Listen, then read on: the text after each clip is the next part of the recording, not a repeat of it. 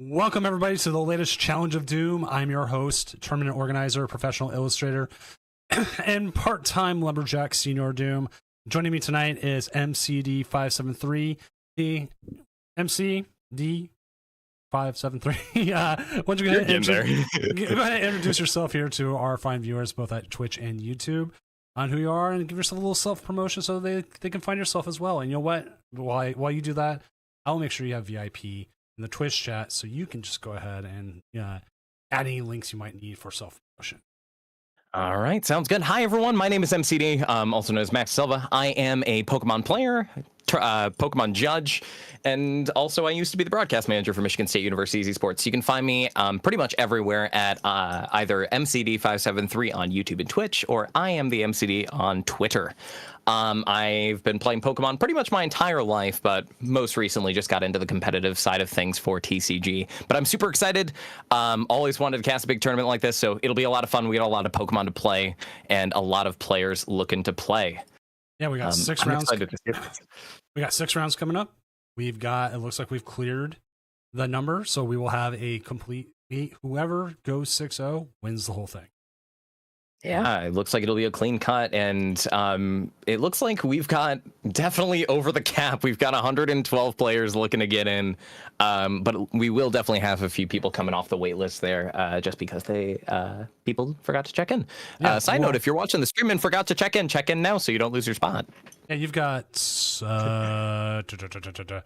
15 seconds from when I'm saying this, probably even less, because we're on a 15-second delay. So you might be out of luck.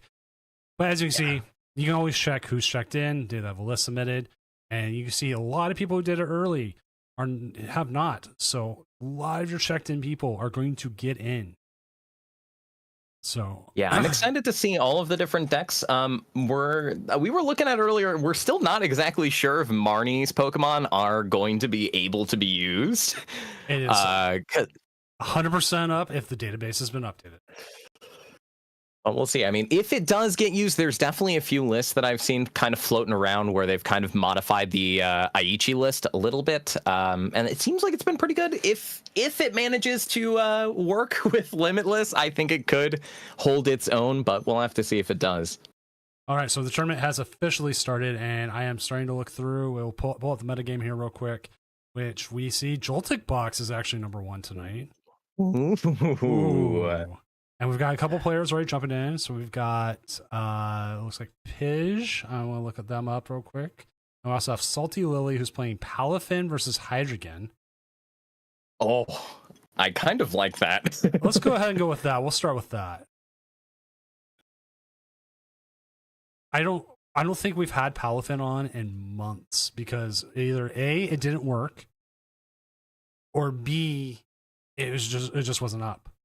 And I think ironically enough, it looks like Salty Lily and Pidge are both on the exact same 60. Oh, so it wouldn't matter. It's just a matter of which matchup we want to see. And honestly, I think Hydreigon could be an interesting matchup to see it against. Okay, I do have to say, today I played against a very interesting, I wouldn't say Hydreigon deck, but it was, because it was featured part of it. It was using the Tatsugiri EX and its second attack to put as many stage 2 Pokemon out as it could.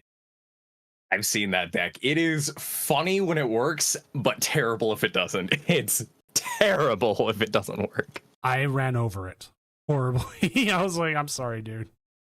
It's hilarious. It is very hilarious when it works. I once saw someone do it with Mamoswine too, which was like just that didn't work at all.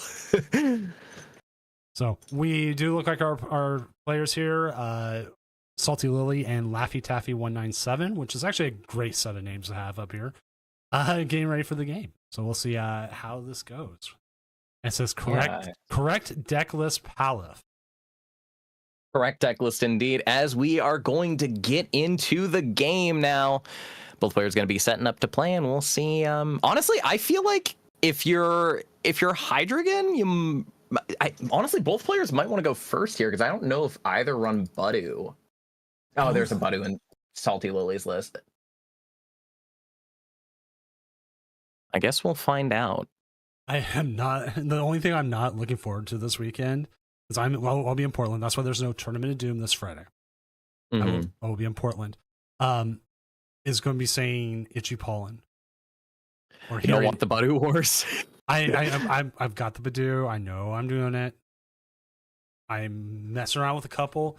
Is that a Ludicolo? That's a Darkspawn EX. Wait, I gotta double check if this even is. I just saw it and. Okay, so I guess the Ludicolo is just to add HP, probably to the Palafin. Maybe it's just like, oh, I see. It looks like it's probably just going to be attacking a bunch with Palafin and then using Ludicolo to increase the HP, and then Darkspawn EX to heal it off if there's a big spike of damage. Okay. As we're getting into this, it looks like a Klefki is coming down in the active over on the Hydreigon side, but not going to be more than just a rescue board pass from Salty Lily. Which also, Kelbas, I think that's how you say it, and Amanda Alonso. Thank you for the follows, and also Kelbas. I got a thing to do, thank you for the Prime Gaming sub. As a person who's taking money from Jeff Bezos, you always have my appreciation, and welcome to Doomco. Doomco has Taco Tuesday every Tuesday, so please hurry up to the cafeteria. They might all be gone. It is pretty late, but if there's some that are still left, go ahead and get some. I personally would like a taco. Oh man, that's really good. There's a Taco Bell within driving distance of my house, and someday I will do the Taco Bell challenge, where I will end a round like after the game ends, and see if I can get to Taco Bell and back before the next one starts, as we see this Iono drop. And there's one Palafin there. Practice Studio, I'm seeing a stadium there on Salty Lily's side. I am having to keep their list open. Increases damage from stage 1s. Kind of surprised that we didn't see a TM evolution there, but then again, could just not be in the hand. But I don't know why you'd put the rescue board on the Klefki yet. It just seems like it's a target almost. And the Hero's Cape as well. This Palafin is just not going to die once it comes down. I mean, how many things in the meta Oko a water type right now? Like Iron Hands doesn't do enough, especially if it's got Hero's Cape on it. Miraidon maybe Pikachu, I suppose. That's still a lot to ask. Yeah. Just gonna begin the Badu Wars, Itchy Pollen, making sure no rare candies come down on the other side of the field. I'm like, this list is like, I do know both of the Palafin players, and they usually play completely normal lists. I have a feeling that just because I'm casting today, they decided to play the most ungodly list possible just to make me confused, which I would not be surprised about. I've done this for so long now that nothing surprises me anymore. I see something and I'm like, yeah, that makes sense. Yeah, fair enough. So yeah, I guess that's what's happening now. Like, I don't even remember fully how Palafin works. I just know it's a dolphin that turns into a superhero. Yeah. Oh my. This is going to be, just to put this into perspective, if we get the Ludicolo and the Hero's Cape on one Palafin, that is going to be a 480 HP behemoth. And then on top of that, because it only takes 1 energy to attack, it gets healed by that Dachshund. And it's, what are you now, like 960, if not more, just because of the heal. And the Dedenne as well for the electromagnetic sonar. What is this list? I love it. At the same time, it's crazy. All right, real quick. When I say like 960, I mean like you effectively are making them do 960 damage overall. Yeah. Not at once. Someone's like, that math doesn't add up. No, it doesn't. I'm trying to sound smarter than I said. But we do see the gens that come down, which is going to affect if they are going to be able to even put that Hero's Cape in play. No more Hero's Cape, and the Crashing Headbutt's going to come into play, mill off some energy, and an Arven. I mean, honestly, I don't think the Arven really helps you too much right now. We're going to see this Pokemon hopefully get switched out to the bench here if we can. That should work. Or you have to move it to the bench, right? Yeah, it's gotta go from the active to the bench. I see. We're gonna go back into the Budu, and just Itchy Pollen again. But that'll let you get the Palafin EX into play. Don't really like seeing it in the hand. You hope the other one isn't prized. But next turn, the Hydreigon player looks like, or Laffy Taffy looks like they might be readying up an Obsidian, and there's a lot of juicy targets on the bench.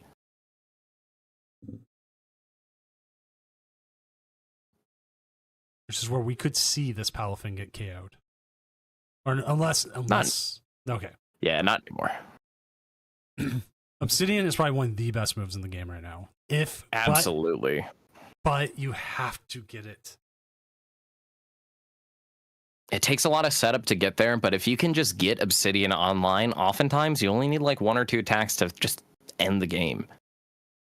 And I'm honestly interested to see where the Obsidian targets are. My gut is that it's going to go to the Finizen and the Fidough, just because, I'm gonna be real, if we didn't know what the Ludicolo did, I doubt Laffy Taffy is going to know what it does either. Or they could just do it because they're scared of it.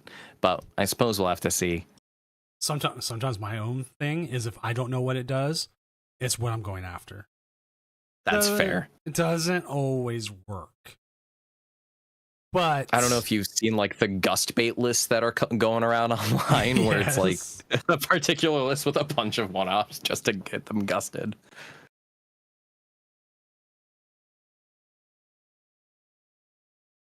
Let's see. So they are going to be, oh man, that Palafin hits hard. I just don't remember how much. 250. 250. So they're going to still be about 50 short. I'm just OKOing this. But it's a lot of damage, and they could Obsidian target it just to make it weaker. Yes, indeed. Nope. Not going to be taking out the Fidough. I feel like that might be a mistake.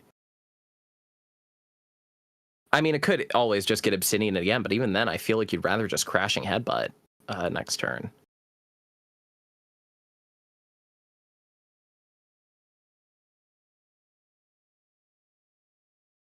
Cannot put you cannot put a Finizen down now. Yeah, no. If you put a Finizen down, it's game over. Ganayono down to 2, maybe? I don't think the Darkspun is worth keeping in the hand right now. I mean, I know you might be worried about that Fidough getting knocked out, but you're not healing any damage off. I think probably the best move is just Ion it at 2 and just slam into this Hydreigon. The internal debate is real. Now, the interesting thing I did notice is there are a few copies of Teleporter Abra. There's one copy of Teleporter Abra in the list, which means you could go retreat into the Abra and then shuffle it away, and you just will reset your Palafin for next turn. Looks like we're getting the Darkspun out as well, just to be able to get it ready to go next turn if need be. But even then, do we run any copies of Switch? I don't see any copies of Switch, so I have no clue how we're getting this Palafin out of the active.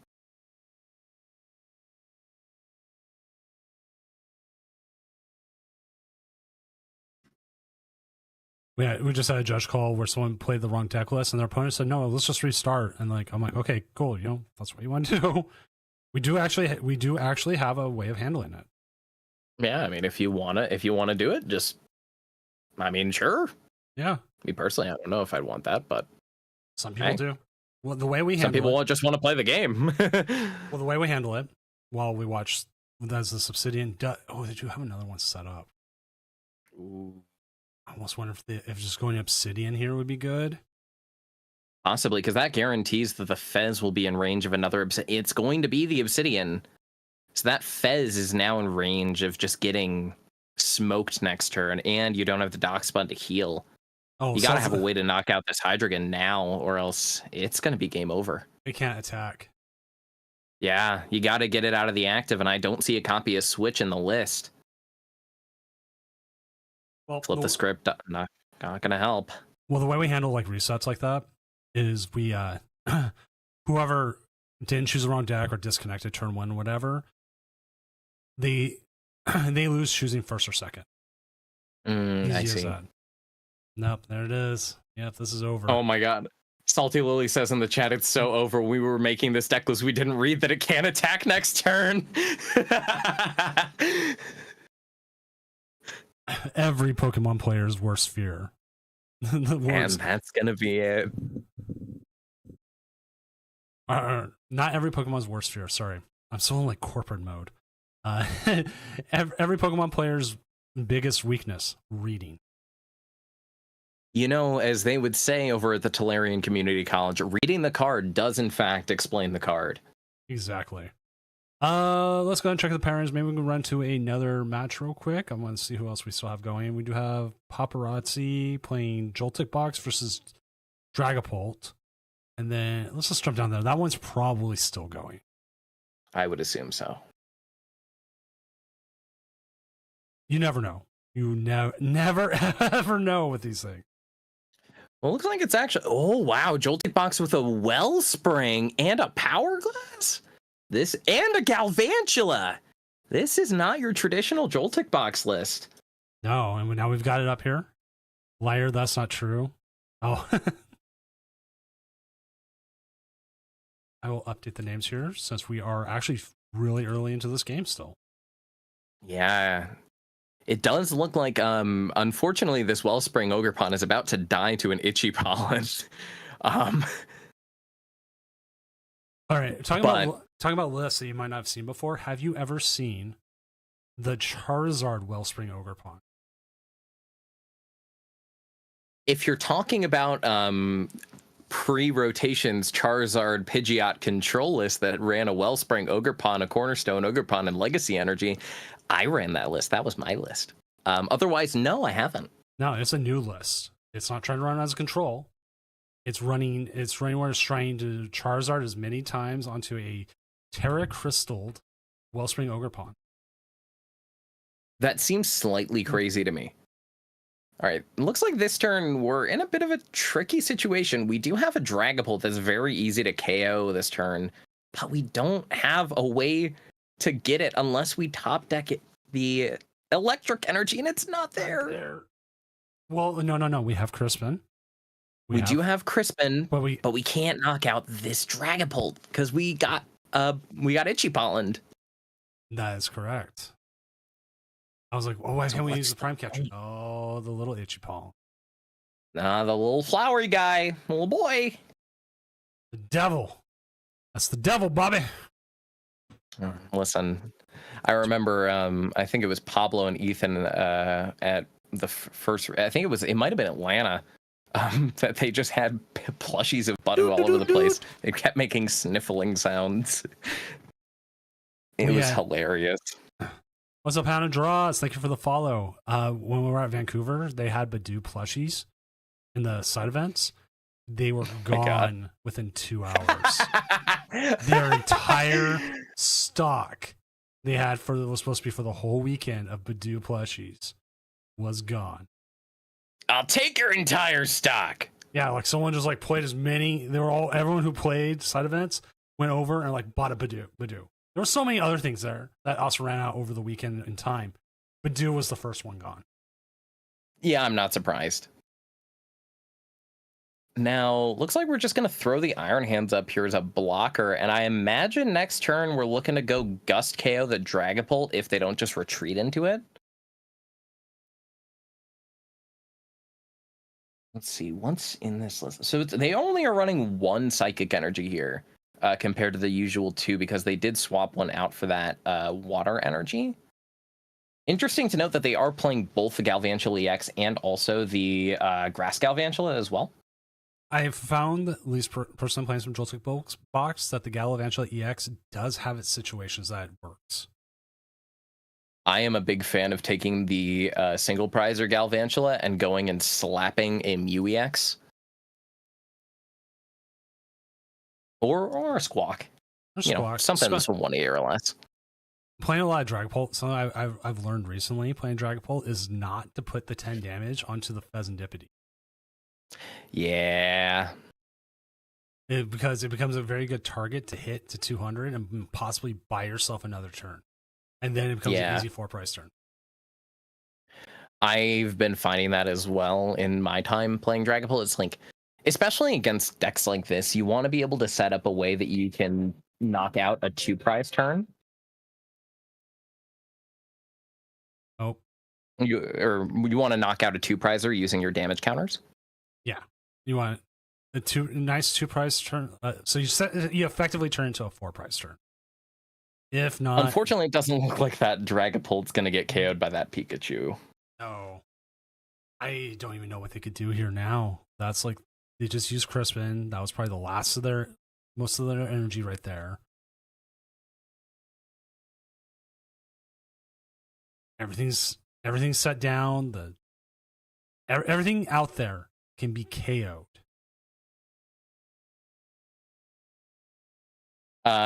We have a request from Salty Lil in the chat. Can I be moved into table 1 so I can watch my fellow Palafin enjoy her? I can always just move them in there real quick. They're in table 2 still. There you go.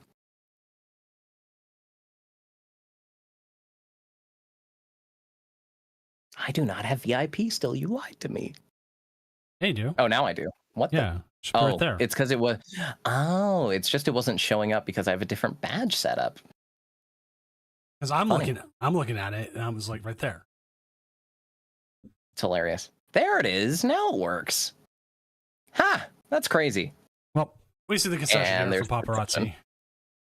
6-1, especially when you're playing Joltik Box, you're only taking 2 prizes a turn. The writing's on the wall. Nothing you can do about that. 100%. All right, I want to move us up to our hidden caster cave. I guess it's like the back cave. Metagame. There we go. All right, let's go ahead while we're here. We got some time. Let's see. How much time do we have still? On the good old countdown clock, we have about 15 minutes. We probably will finish well before then. Absolutely. I've actually extended the rounds to 35 minutes over 30 previously, and the amount of games we have end in tie has dramatically decreased. And like that seems like it would be a relatively good idea. Well, because if it ends in tie, then you get everyone comes in, they start arguing over who won, especially if it's like within a minute. If you add just that extra 5 minutes, and with the 2020 clock, a lot of times if someone is slow playing, they end up timing out and losing the game anyways. So I'm like, well, there you go. Problem solved. Moving on. But let's update the standings, see how things are doing, as we do have Joltik Box as the number 1 deck tonight. I will snooze any. Actually, you know what? I will let the ad run here in 3 minutes. You have a warning, ad in 3 minutes. I apologize, but ads prevent pre-roll ads, and Twitch is getting to the point where they're going to make you run ads no matter what. And as long as I have control over them, they only show up once every hour. And that does mean that we can cast a match, hopefully, without an ad in the middle. Exactly. Like usually the ads pop up during the match, and I snooze it. But I realize right now we're just talking metagame. You can all look at this with us, and you won't have to deal with it. But again, Joltik Box number 1 tonight, Dragapult number 2, Gardevoir number 3, Raging Bolt Ogerpon number 4, Froslass Monkey Dory, also known as affectionately in the Tournament of Doom as Snowgrade. I like to call it Frostlock, mainly because I'm a control player. There's a little bit of history behind it. During the last quote unquote regional championship I ran back at the beginning of this format, we had a Froslass Monkey Dory take second. We watched them through the top 8, and they named their deck Snowgrave, which is a Deltarune reference that I found out much later from my oldest, which made me feel even older. And we all, the casters and everybody, we all sat there like, Snowgrave, chat got to the Snowgrave, and then they lost in the finals to Dragapult, but that's what I've known it as forever now. Also, Chris72, and I have no idea how to say Dionys, something. Yeah, I'll call you D. D, thank you for the follow.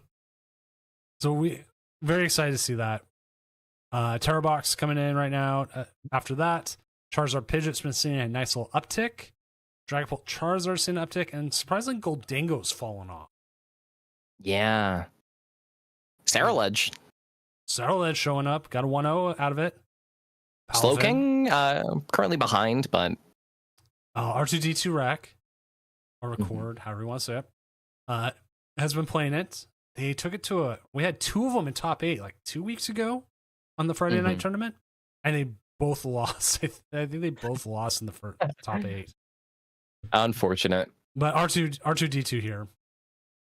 Don't sue me, LucasArts or Disney or whoever's handling that now.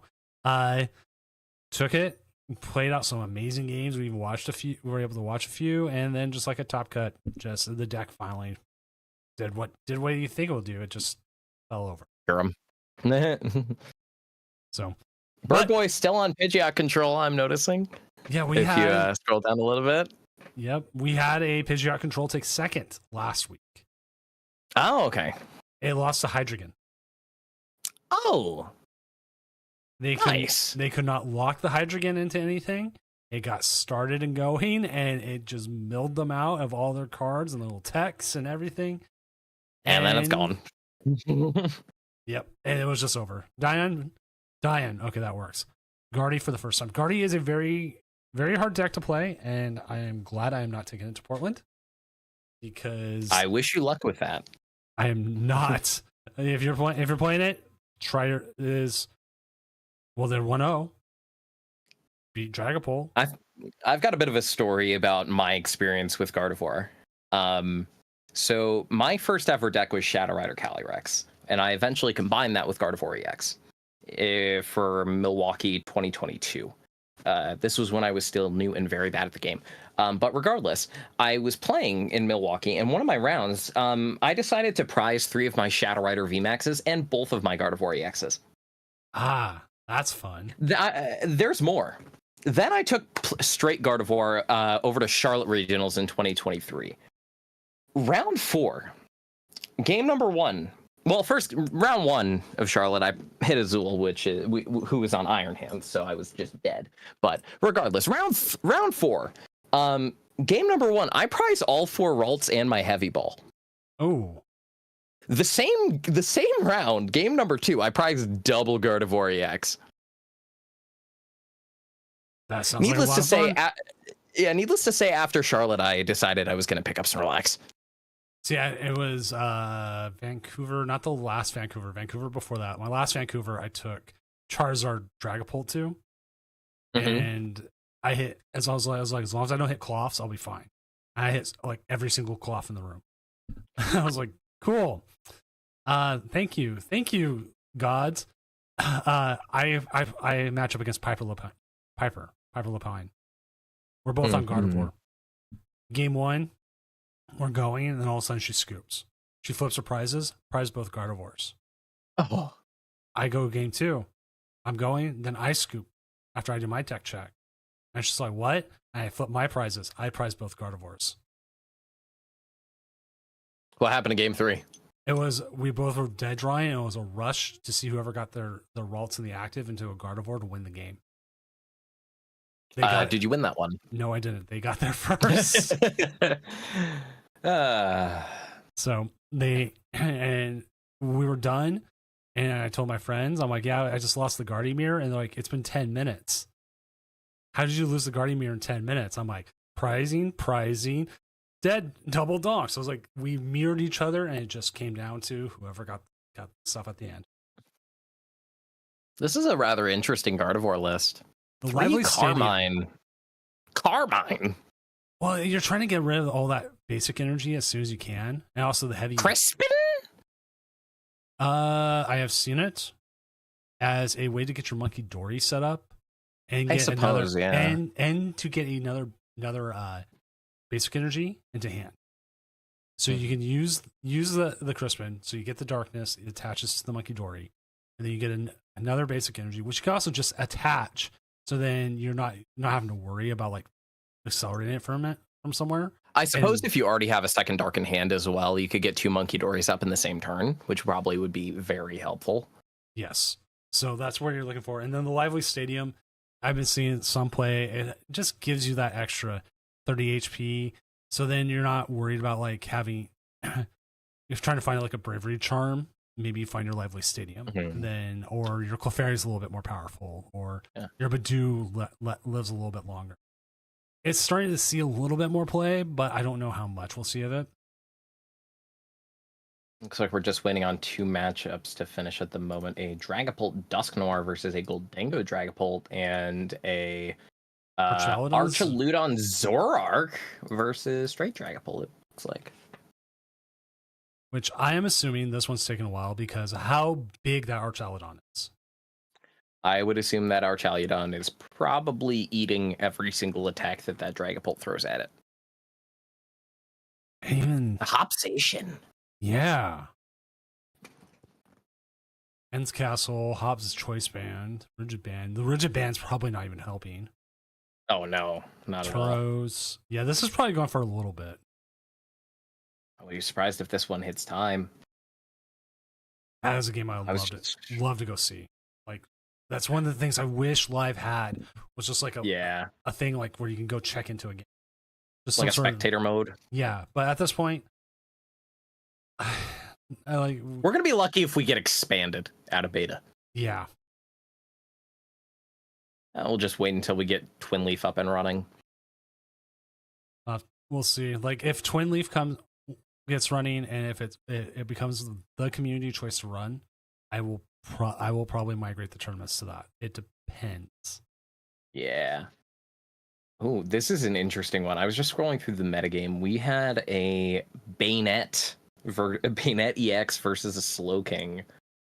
And just looking at the list, it's also got the Zoroark, which I guess makes sense for just getting more kind of draw.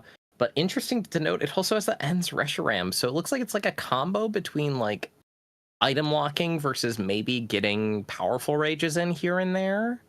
Yeah. I'm a little surprised it doesn't. Oh, you know what? You don't need. I was gonna say I wanted to see like a Crispin possibly, but you don't need more than one energy here to get the Everlasting Darkness going. And then on top of that, the Ends PP up is going to get the Zoroarks going for you. Yeah. Speaking of item lock, what do you think of the new Jellicent coming out? It's scary, but I'm not sure about it yet until people start cooking with it and we start seeing it in action. I was thinking like if it's going to find a place in like Gardevoir, but even then, like you're hitting 160 I suppose you're hitting 160 and you can possibly double Munkidori off. So so you get 220. You're realistically only killing like a Fez with that. Or something like that. I suppose you could get like a Miraidon as well. Yeah. Like, I don't know. Like the attack doesn't seem strong enough to like justify it. But then again, it is item and tool lock, right? If I remember correctly. It's item and tool lock. That's 4 energy for 160. Yeah. And I would say the biggest letdown of the black and white set, Durant Mill is not coming back. Good. As someone who lived through it. Rest in peace, Durant Mill. Air Balloon coming back, though. That is. We will never, ever see Floatstone reprinted. No, that I guarantee you is never coming back. It was, especially in this kind of format, it's no. Air Balloon's the closest thing we're gonna get. Maybe. I mean, we have like Future Booster, and even then, that's not even the same. Hilda though, that's gonna be a good card. You're gonna see that in Dragapult decks if Dragapult's still around. Absolutely, I would assume it will be. I mean, I can't really see a reason why we wouldn't see Dragapult still around. Yeah, same here. All right, it looks like the round is done. We're going to get round 2 going. So we'll announce that, and we'll go ahead and find ourselves a match here, as we do have a couple people still streaming. We have Jedi Theus. What is Jedi Theus on?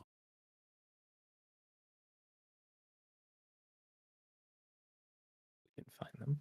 There are also a few people streaming on Twitch, it looks like, as well. Right. I usually use them more as like a backup of a possibility. Gardevoir versus Dragapult, Goldingo, or Goldingo Dragapult. I think that's a good one to go with. They're both 1-0 early enough. Absolutely. Let's go ahead and join them down there. I personally just- also just want to watch some Gardevoir matches so I can prepare for this weekend. Yeah, fair enough. We just need them to actually start their stream. Which they should do here very shortly. At least we hope. We pray. Oh, never mind. Did they leave? Yeah, they're gone. Oh no. Oh, let's just move down table then and see if they come back. See if they come back. Otherwise, I am looking over stuff and seeing who we have that I could go grab real quick. Go Bowling's on Terrabox. They're up against the Hydreigon we just saw.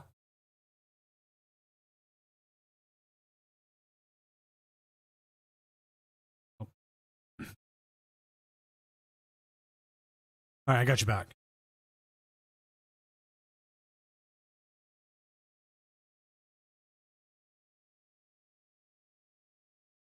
Are you There there? we go. There we go. I'm here now. There we go. We made it work. Apparently, I don't. My Discord does not like Table 2.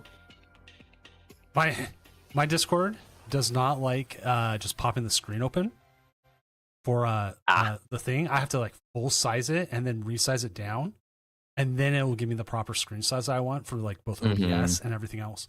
It's weird. It's been doing it to me for like 3 weeks now. Yeah, I know that. I just have no idea why it does it, and it's just It just chooses to do so regardless. yeah. Like okay, when we first started, it worked perfectly fine. I popped it up, out. Then I popped the window out. Now it's in its own separate window. Worked fine. Go to the next stream. It's like nah, it's all black screen now. Can't even see the users. But you full screen it, it fixes it. Now, you'll never guess what list our friend Jedi Theus is playing. Is it a very similar list? No, it's a list we've probably seen that you've probably seen many times before.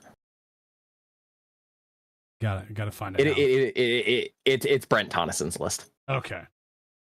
Yeah. All right, because if I remember right, it's Brett's list. I got to double check.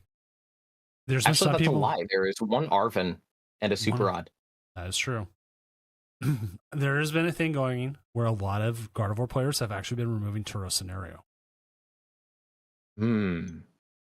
How much I like that. There's just a lot of them have just been like they don't see a reason to run it. Now, would a good player remove it? Probably not. Like, there's so many things because, like, you can eventually get to a situation like if you have a Fez down, and you get in a situation where you are just completely out of psychic energy in deck / hand. If they just put that Fez up, you're done. Like, yeah. So I think and even then, like, just having Turo to just reset a Gardevoir. There's also Maractus is being put into more and more decks now. Mm-hmm. Very cheap corner. It gives you more time to set up behind something. Needles. It's like it's just good. And so you're starting to see like I think we even saw a Dragapult list that made like top 32 in Australia run it. There was a top 8, I believe, in either Utrecht or Seville Dragapult list that ran it, and they made top cut. I think it was Seville. Now I'm curious. I'm gonna go look. Right? Like I've seen it, and I'm gonna go make sure that their opponent has shown up because we are almost at checkout time, and you never know. It was in fact Seville, 8th place at Seville. Kim Pobega's list ran a Maractus. All right, I gotta double check that.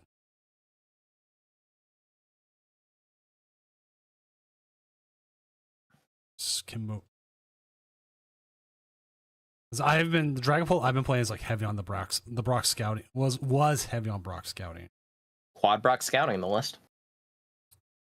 Yeah. This one's still running the unfair stamp and with the heavy item. That's been the big thing is like the item because then you could board the Maractus and be able to get things out of there. But then again, you still have the Latias. I figure Latias is like your get out of freak thing. So get your basics out free. Now, my question to you is, what do you think the metagame is going to look like for NAIC? I have no idea because we're going to have all the Rockets Pokemon. Yeah. I've seen, because the thing is, obviously, we saw Tord take Team Rockets to Aichi and do decently well with it. But I genuinely don't think Rockets is going to hold its own.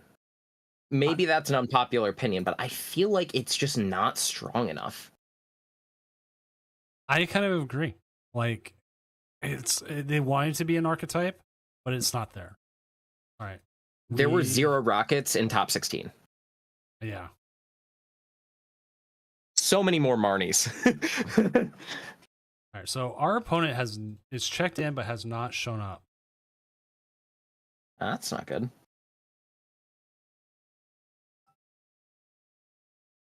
Let's hope that we're able to get the game going for you in a moment. Yeah, we might have to jump. Who else do we have streaming? Because if we need to, Paparazzi, we might have to jump to their game real quick. Or someone in chat is able to, like, they're willing to jump on real quick. Yeah, if you want your game streamed, we may be looking to a jump. So when you hear this in like 15 seconds, if you want your game streamed, hop in. But I am asking where they're at. They checked in. They actually checked in pretty quickly. Almost. Yeah, well. Huh.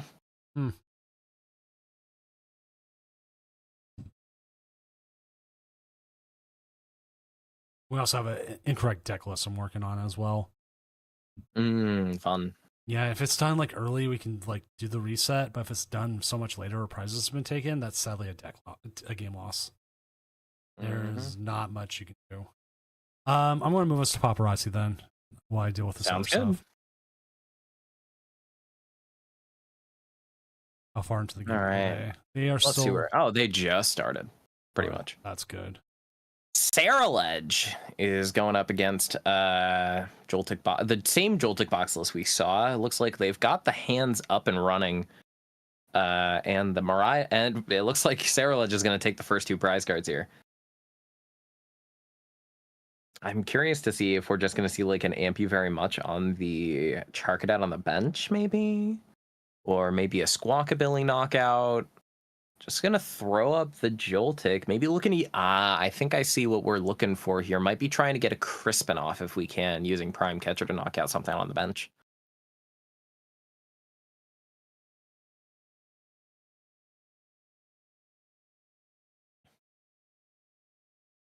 Looks like we're doing some thinkies.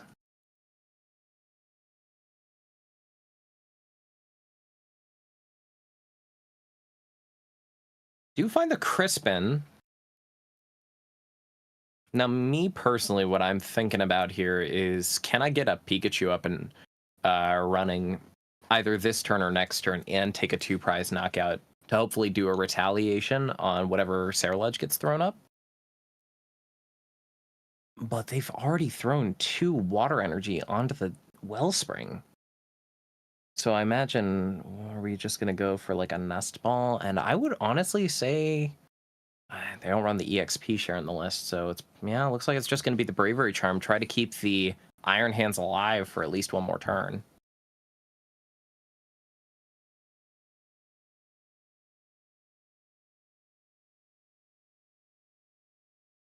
I don't really like having to attach the... Well, they could just be going for an arm press on the Squawk. And the Pikachu's prized. Oh no. That's not good. Oh no. Tandem unit. Yeah, no, the Pika's prized. He's checking again. No. Yeah, he sees this. Pikachu is gone. How many do we run in this list? Find out. I believe they just run 1. And our opponent for Jeditheus did show up.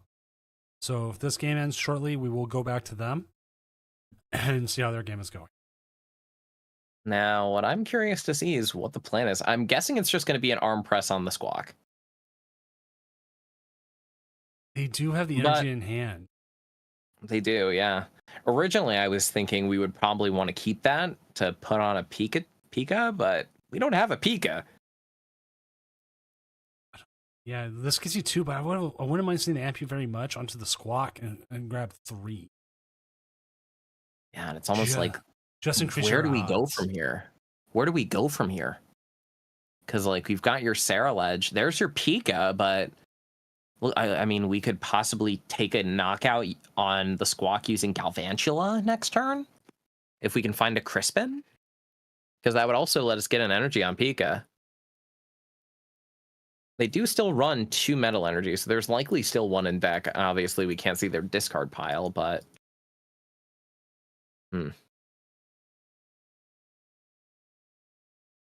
Sarah Ledge is down to 11 cards in deck.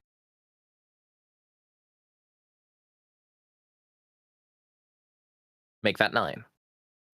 I feel like they're going to clear the rest of it out, and that is going to be everything except the Pika gets KO'd. And there goes the amazing Galvantula that we just threw on our hand.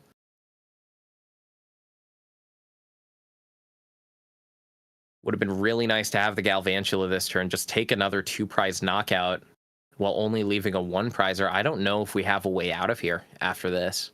Unless we could. There's enough turns where if there's a water energy left, and actually we don't even need the water energy. We can just saw block the Squawk and win the game, provided they don't have a switch card. And this being an open playlist, you'd be able to check their decks and everything. You might be able to do that. Let's see. Do they find the line? I believe. Let me see if I can find the list. In all of these. Where are they? There should be under the O1s. Yeah. Oh, sorry, Stellar. It's round 2. I forgot to update that part of the UI. I'm working on a new UI for the whole thing.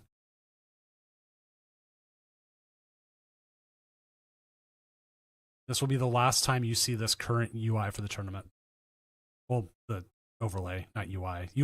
I'm working on a whole new UI for live. It's a secret project.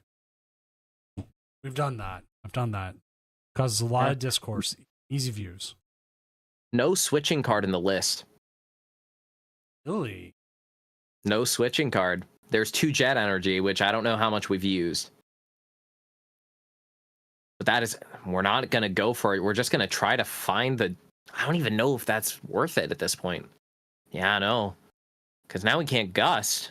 I don't think there's a way out.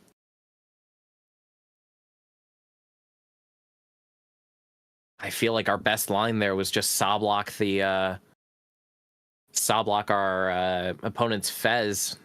They don't have the resources to get out of there. You would have exactly the amount of turns you need, even with it doing 20 damage apiece. I don't see a way out of this now for Paparazzi.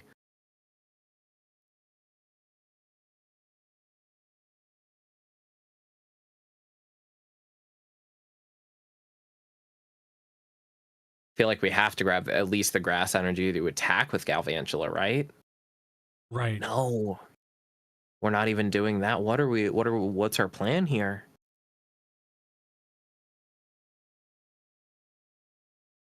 We're just gonna jolting charge? Maybe we're trying to set up Pika, but all they need is just a gust, and even then, I don't know what we do after we take the Pika knockout. Because we still need another 2 prizes. We're getting hands? Hands? Yeah. I don't think that's it. I think we needed to attack with Pika because that gives you a turn with Resolute Heart. You at least put Pika in the act. Yeah. Well, now that doesn't matter. If they have guts, they can still get the Pika. I mean, if they have Gust, they just win the game on the spot. But yeah, I feel like our line there had to be Gust up and just saw block the Fez.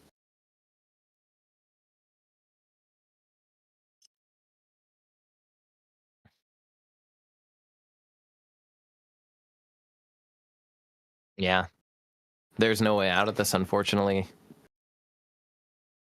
Even if we take a 2-prize knockout with Iron Hands, there's nothing we can do. And even if we do try to saw block with Wellspring at this point, there's too many cards in deck. We can't take care. We can't build them out before we knock out that Fez, unless we find another boss. Which at this point, that I think is our only line. But now we're just gonna put up the Iron Hands.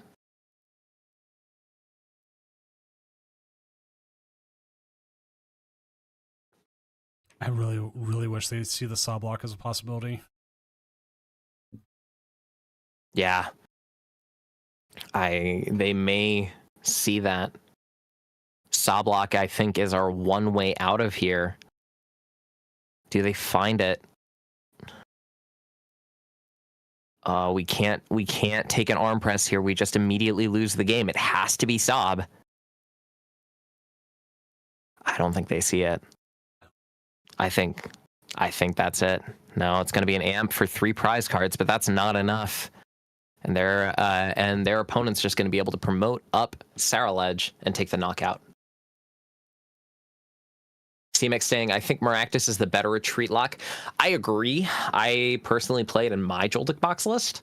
Not only does it help with retreat lock, but it also just helps you into the mirror. You can hit a Pika and force that Pika to be stuck, and then you can just knock it out with whatever you want. All right, let's go see how Jedi. Let's go see how Jedi Theus' game is going.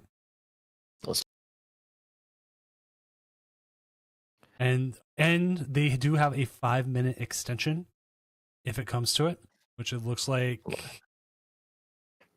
the Goldango does not look like it's in a very good spot. Oh, no, it doesn't. But it does only take 1 energy here, but that Screamtail already being powered up does not look that good. Appears we may have done a little bit of Badu Wars earlier based on the Bravery Charm Badu that I'm seeing.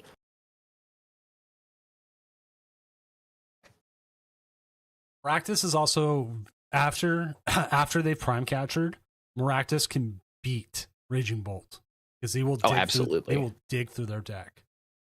But Raging Bolt does not run 2 switches typically. It is typically just the prime catcher. Yeah. But you do have to watch their energy counts, because whatever you bring up is going to attack you at some point. They play so much energy. It's typically 11, I believe. Boggles my mind people aren't playing Rabsca. I feel like Rabsca's only viable in evolution decks, in like TM evolution decks. Yeah.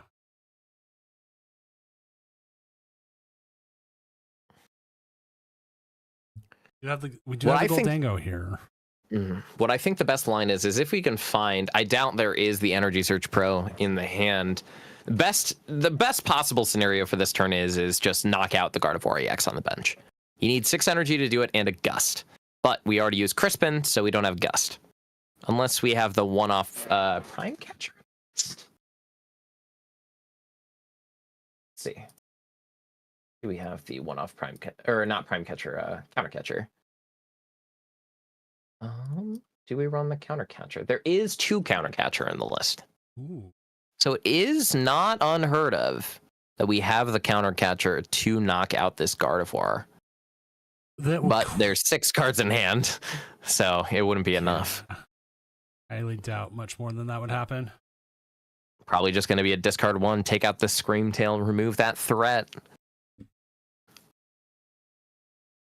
Gardevoir looks like they can respond, though, with just a simple Drifloon next turn. We'll have to see.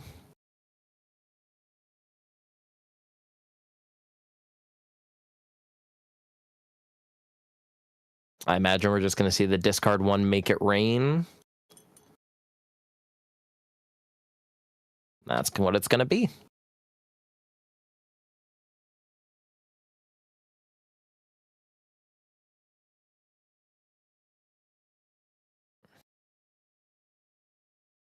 Now, if my gut playing Pokemon has told me anything, it's that there is going to be a Drifloon shoved into the active this turn. I may have only played a little bit of Gardevoir. But I actually used to run the Bravery Charm plus Drifloon combo back in like way back when, in like the Crown Zenith era, back when like every E-block was still legal, and it worked. Nobody expected it, but it worked.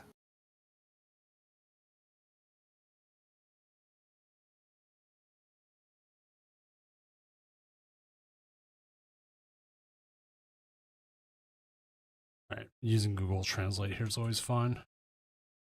We got a foreign player with it in a judge call. We have an incorrect deck list, which is a game loss.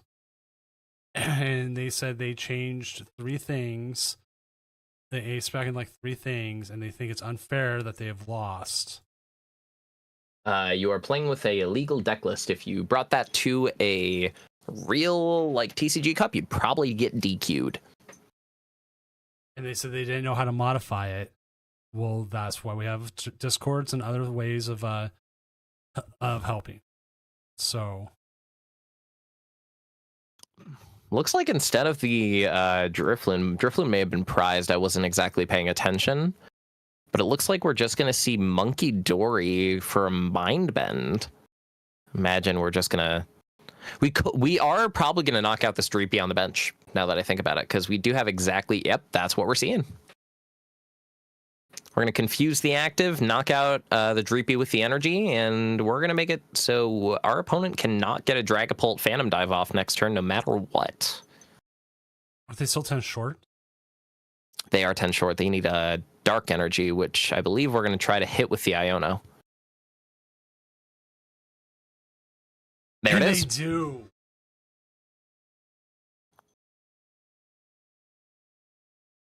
Choosing to attack, I think, embrace one more to the Monkey Door for the maximum. No, we're just putting it on Gardevoir, which confuses me slightly, but I mean, we're still taking the knockout. Gardevoir's thick. She can take it. Yeah, she can take it. We're removing it. We're getting Gardevoir prepped for a return KO, it seems, and goodbye Dreepy. I think we're praying for the Drifloon off the prize cards if it was prized.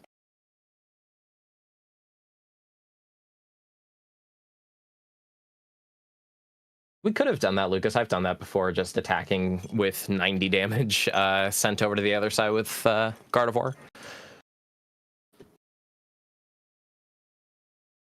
But confusion is still good. Forcing your opponent to make a coin flip to actually hit their attack is always nice. Why didn't we go for the Screamtail KO? I believe it's because we wanted to not use another Bravery Charm, and we wanted to get a third Monkey Dory into play. This also just sets it up pretty nicely to return KO with Gardevoir next turn. Just because we can go double Monkey to the active. Even if they do Monkey Dory our damage off once, we can still just Monkey it on back to them, and then we'll still be able to take 2 prize cards.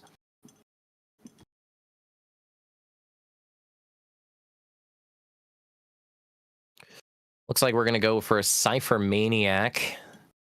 I wish we were able to see what cards they were grabbing like we do on stream at a regional, but we'll just have to kind of make a guess. I imagine one of them is going to be a Dark Energy or an out to a Dark Energy.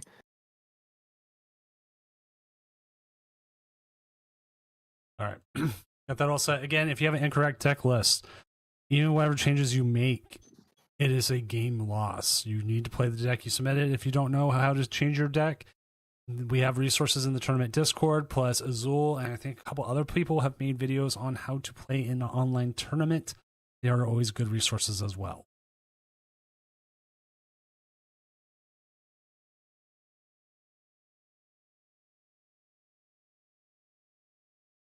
Cypher Maniac draws again. Like I said, I imagine one of the. Oh, it looks like we're going to go for a counter catcher.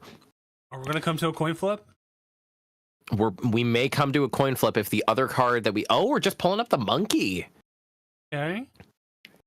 Still probably going to end up with a coin flip. eSearch Pro, why didn't we just bring up the Gardevoir? I know. I feel like if you're going to go for a coin flip attack, it might as well be on the Gardevoir, especially if you're committing your eSearch Pro at this point. Yeah.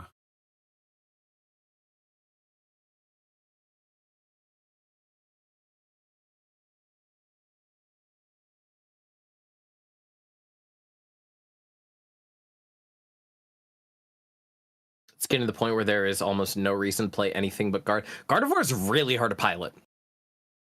If you are not a confident pilot with Gardevoir, you will likely lose. I can agree with that. That if you're not confident about it, or you panic under a little bit of pressure, like a bad start, I think that's the problem that you run into most Dragapult and Gardevoir players right now is they want to play the turbo deck that wins early. And they don't feel confident playing the deck that just builds. That's going to be a heads. Which attack do we choose? Evolution. Just going to get a Dracloak into play and another gold deck. I do not believe there is a way for the Gardevoir player to take 3 prize cards this turn. Just not enough energy left. Yeah, I don't know how much energy is left in the discard. It would need to be they would need to Turo, I believe, and even then, yeah, if they Turoed, if they were able to get a Turo on Munkidori, they would have enough energy. They would have 4 energy to put onto the Dracloak, but even then, that's still 90 damage. You're not taking 3 prize cards. Looks like we're grabbing the Screamtail now.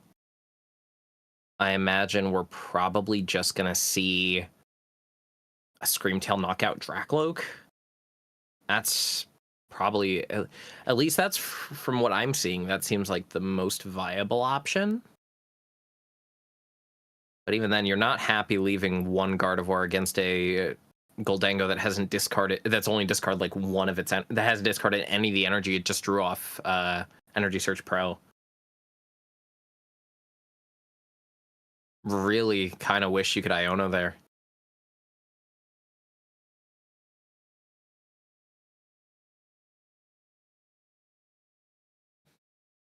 This is actually the last match we're waiting on. Yeah, only 40 damage as well.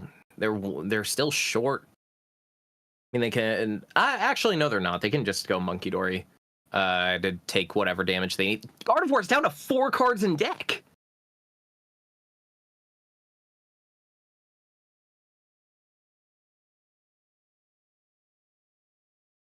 We're gonna have to find a way. I imagine we're just praying for our Drifloon to come out of the prize cards here. It looks like they're targeting the Munkidori. Yeah, which I don't think is the wrong idea.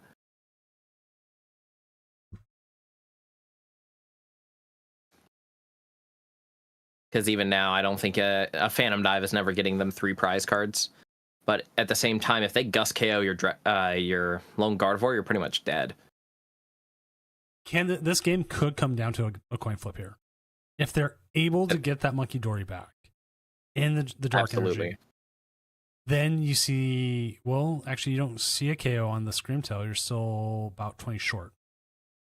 You're 10 points short, but still, it's still relatively the same, even if we do just Gust KO Gardevoir here, because there's no way they can get another Gardevoir up in one turn, and they don't have enough damage output to do anything after the fact. So it will just come down to a coin flip, I believe.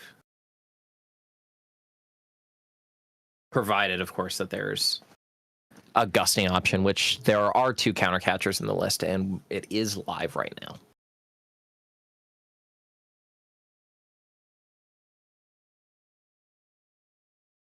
Yeah, no, I think a lot of times you see a lot of like newer players wanting to play the best deck in the format, which most of them view it as Dragapult or Gardevoir at the present. It's like, you have to, like, a lot of people think that it's just like a simple 2-2-2 deck, like a lot of, classic, if you will, classic decks are. But you have to remember that these decks are meant to be more so comeback focused. Like, they are not meant to be taking 2-2-2. They're oftentimes looking to do like 3-3, maybe 4-2 or 3-2-1, things of that nature. 1-5. So it's definitely not easy. 1-5, 6. Or board wipe. We see the Arven. I think, well, there's not a lot of damage out there. I was wondering if we're going to see the Dragapult come into play. You lose a little bit of draw power, but you do prevent stuff. There is the Dragapult. I don't think we have a way to get it powered up in one turn, though. I don't think they're worried about powering it up. I think they're more worried about maybe the Screamtail. But then, if you KO, the Screamtail will just get it. Yeah. One bonus. Yeah. I mean, still, I think the best out here is just taking the just taking out the Gardevoir. But now we've just used our unless our last counter catcher's prize.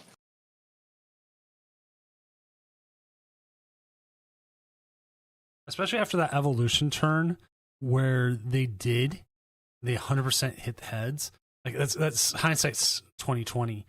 But could you imagine that though? If they actually did take out that Gardevoir much earlier? It was heads. They could have hit it. It's just going to be a Make It Rain, knock out this Screamtail.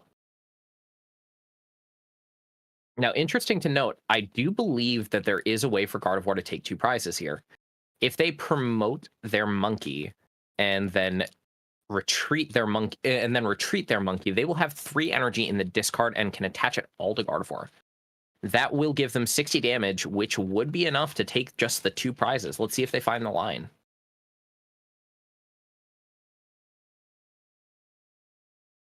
Oh, Refinement. I miss Refinement. Refinement was great. That's the first step. All they have to do now is go with the retreat, and then they will have enough damage to just get the to just knock out the active, and that'll be game. And there it is. I believe our player has found the line. We're going to see Psychic Embrace, 6 damage going on wherever. It doesn't really matter. It'd be really funny if they put it on the Budew. No, we're just going to see it put on the Gardevoir. I'd put it on the Budew, except you can't Psychic Embrace on the Budew. So it'll be fun. I would love to be able to Psychic Embrace onto a Budew. And that's going to be the game right there. Got to move on to round 3. I'm going to quickly take a look and see who's kind of sitting up there in our standings. Currently, it looks like we've got... I will actually update the standings here because they have not updated yet. I have to sadly manually update them every time, but here we go. The latest ones are up. And Parabox currently number 1, even though there's just resistance. Yeah, it will become more apparent as it goes. But we do. It does seem like there's a few Terbox in there. The Bayonet, the Bayonet's 2-0. Who's playing the Bayonet? Where is it? Draco I, 7th place right now. I will ask if they are willing, if they're able to stream here. I really want to see that Bayonet deck. So I will ask that as I get the round done here.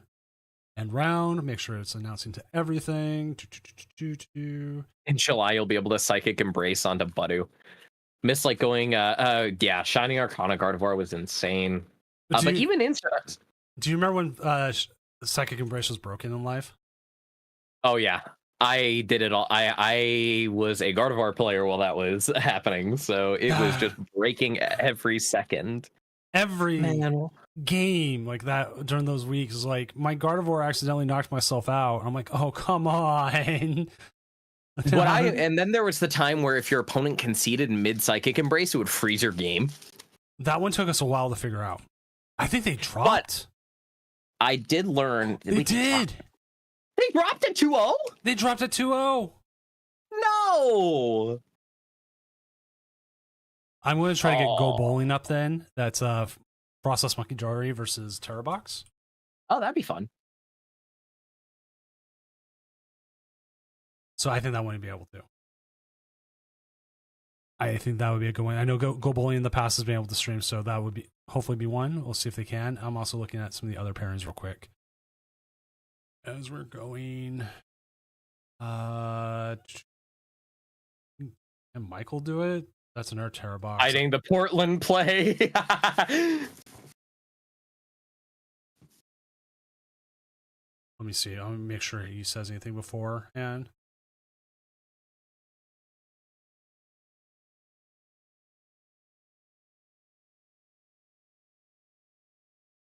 I'm not hiding my Portland play. I've told people already. It's either Terrabox or Dragapult. My Portland play is not going to Portland. mean, it's not a bad play, but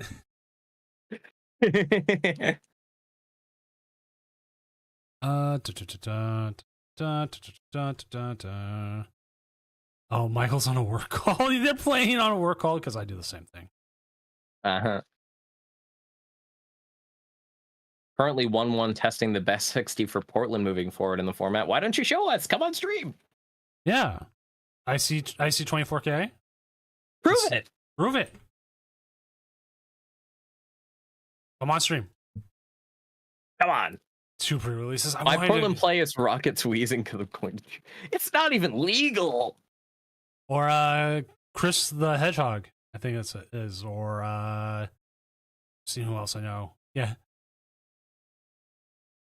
Go Bowling. The Go Bowling might already be in the game, so they might not have seen it. Oh, they said okay. They're coming. Yeah, join a table, and then we'll jump to you, and then we'll get it all set up, and we'll go.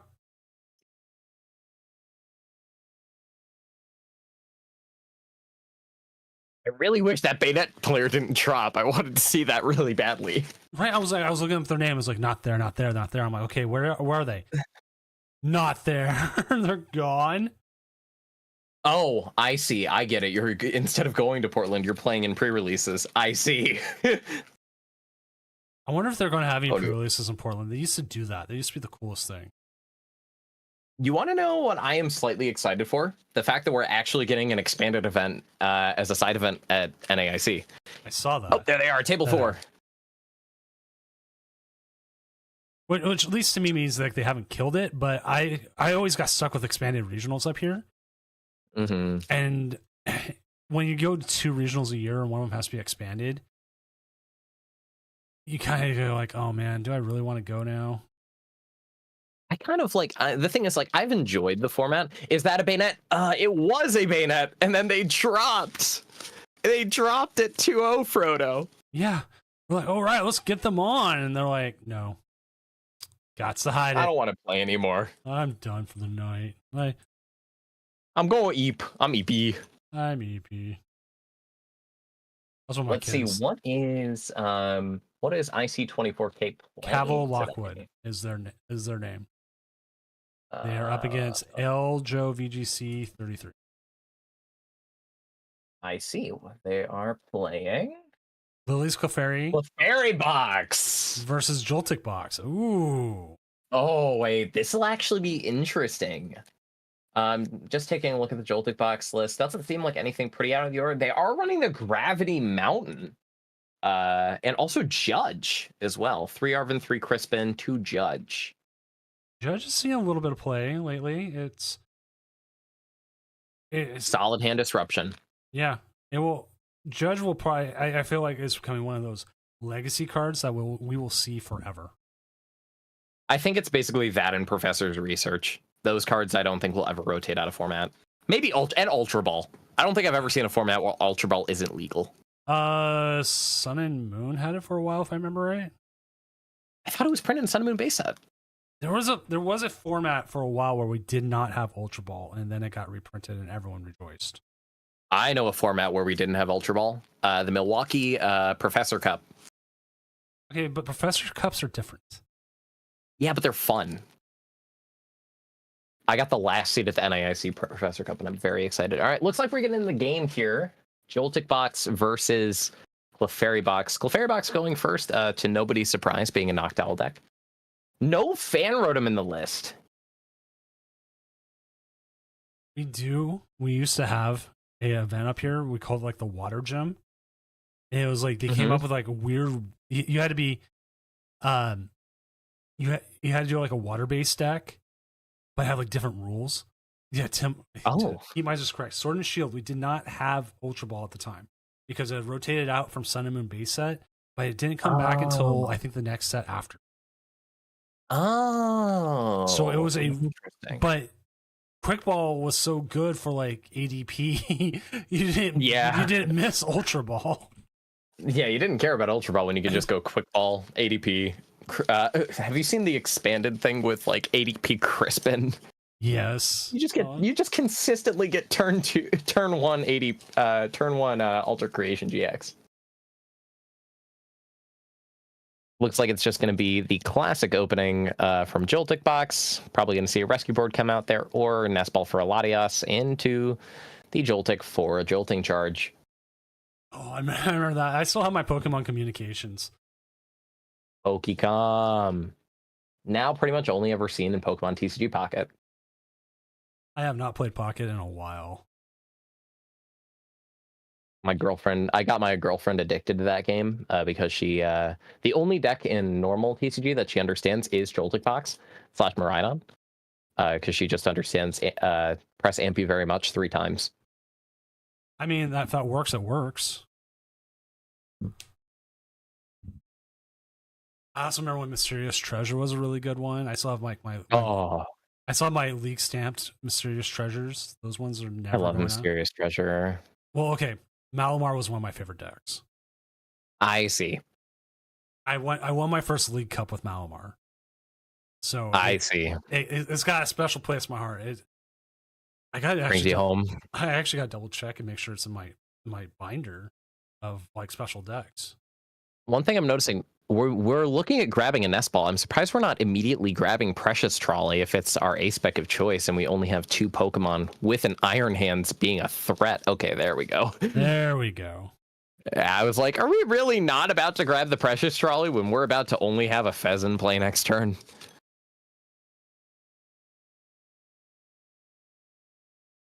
What does the normal Clefairy do? What? There's just a... What? Oh, it's for the Clefable. What does Clefable do? Oh, it's just Metronome. So it's just genome hacking for cheaper. Interesting. Well, I would say cheaper. Yeah. But you do have to find an evolution. You do. I'm genuinely curious to see what the line is here for Clefairy box into Joltik box, because it feels like our out is like knockout Miraidon. I mean, I guess with Area 0 we can push the limits to what Clefairy can hit. The good old Rondo attacks. We're just going to see Full Moon Rondo knock out the Joltik. I don't think it's a bad idea considering that that Galvantula could probably mess with your Fez a little bit, or your Mew whenever you decide to bench it down.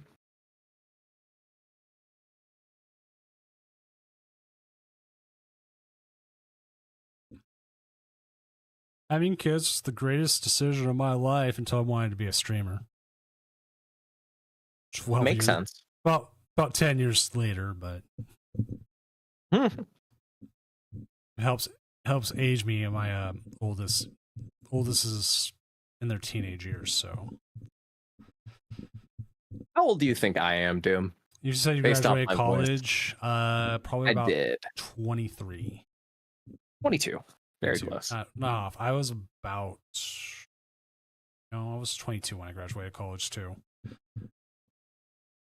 It does feel bad for Joltik to not be able to one-shot Clefairy this turn, but at the same time, that Lily's Pearl is gonna make it so it's only a 1 prizer. And now the question is, how old do you think I am? Based on the fact that you said that your oldest was in their teen, 38. Close, 39. Oh, right there. I could also say I remember when Pokemon launched. Ha! My first game was Leaf Green when I was 2. Mine was... Yes, I played Pokemon at 2. Pokemon Red when I was, 13, 14-year-olds?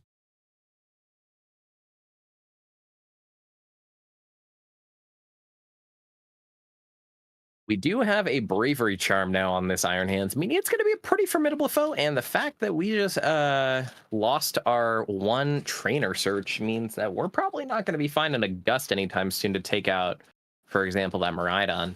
But it does seem like it's going to be our out. Well, the top deck the top deck gods come in. They say, There's an thing. energy switch, which can help us get the other Clefairy online. We've got 4 extra cards to see off Fez and Teal Dance here. You got the Night Not going to be Switcher. it. Do we run the counter catcher? We do think so. run one counter catcher. There is exactly one.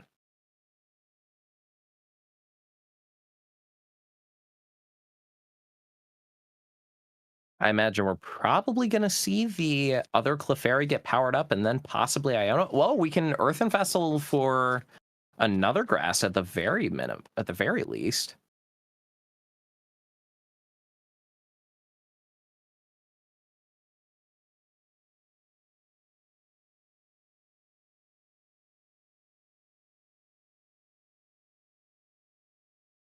Jai Flyman says that they regret selling my EX collection in college for a low price on eBay. I at the beginning of my when I was I think it was either a freshman or a sophomore in college when I was just getting back into Pokemon, I started looking through my old binders and I just randomly found that I had a Gold Star Pikachu in there. So I was like, "Oh, that's very nice." My It's most like they my most expensive cards from being a kid is either Dark Charizard, who is really banged up, and I think I have my Japanese Pichu from Neon Genesis. I see. Looks like we just hit Full Moon Rondo into that Iron Hands there. 180. Looking to set it up again. Not a good number, but that Iron Hands isn't taking 2 prizes. And that Correct. Pikachu is not taking 2 prizes either. I don't even think they're attacking with that Pikachu this turn. Oh, they could. But the thing is, then they'd have to discard all the energy off that Iron Hands, and I don't think they want to do that. You'd got to hope that they have a Latias in hand if that's what their goal is. Even then, that Pikachu still isn't taking 2 prizes next turn.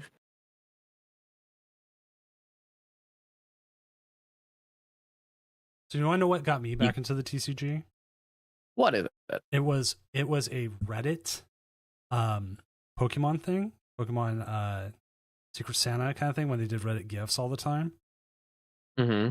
And the guy asked my favorite Pokemon and stuff. And I said like Garchomp at the time because he was one of my VGC guys. They sent me a Garchomp TCG box. Oh, lost the screen here for a second. Maybe we'll get it back. They are gone. Oh, they've just left. Oh, let's see if they move back here. I'm going to take the screen off for a second. And then we'll watch to see if they jump back up onto another table. Odd. Was it like maybe a concession? I don't think so. No, it does seem like they're still playing. Yeah, that is weird. It's kind of insane. Yeah, I mean, it's happened. You could have a Discord Sometimes crash. the internet just goes bye-bye. Well, I mean, that's happened during a tournament where my internet caught on fire. Oh. The box that everything went through, the outside. Flames? Yeah, no, it actually caught on fire. Oh, that's fun. Straight up caught on fire.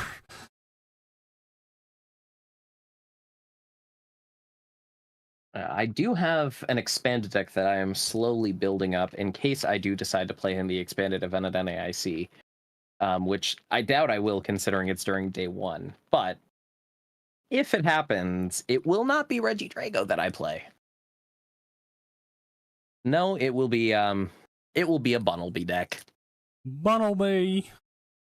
We do love our good old EvoCon. I'm going to move us to Wanna head back Gyaratheus. let's just get a game up. If let's see how far we are. It's almost done. But I believe it's about to be done in about 5 seconds. If they do come back, I will pop them back on. And well, that was a very quick game that we get to watch. Balloon Blast for 300, knock out a Ceruledge, take 2 prize cards, win the game. Bye, Ceruledge. I loved you. I saw this sick expanded Ceruledge list with Compressor, Fiery Torch, Flint, and Lysander Prism to exile the graveyard from Dango. I think that there's a very similar thing that most decks are doing now, which is just running a Karen because Karen just shuffles every single Pokemon from the discard back into the deck. I remember that. So they're just like, you just threw your Dialga GX into the discard? Yeah, no, it's going back. Go find it again. All right, I'm going to move us to the Caster's Cave. Sounds good. And now we can kind of take a moment, re-see everything since our last one. Last game did take up the entire time. Now we got a moment to breathe. Maybe if they come back, we can get them set up. Oh, Heat Factory. Take a look at it. Oh, Heat Factory. The graveyard. Sect inactive. We have 2 inactive players. We had a game where like the opponent, like they said they didn't check in, they needed the refresh bug. And then their opponent just never showed up. And so I'm just like, you know what, at this point, it's like 18 minutes. Game loss. Game loss. Yeah, the person who was talking to me gets the win. So let's go ahead and update our records. Here we go. We've got Frostlass at 3-0. Gardevoir at 3-0. Okay, we just saw that. We just saw Jedi. Yeah. Hit that. Joltik at 3-0. Okay. Another Frostlass. Frostlass might be taking it today. Yeah. Go Bowling 2-1 here. Garvey 2-1 with the Dragapult. You know, I have a sneaking suspicion we will not be rioting today. I don't think so. I forgot to update what deck to riot on. It's just become what I like putting. It's like, I just want to riot.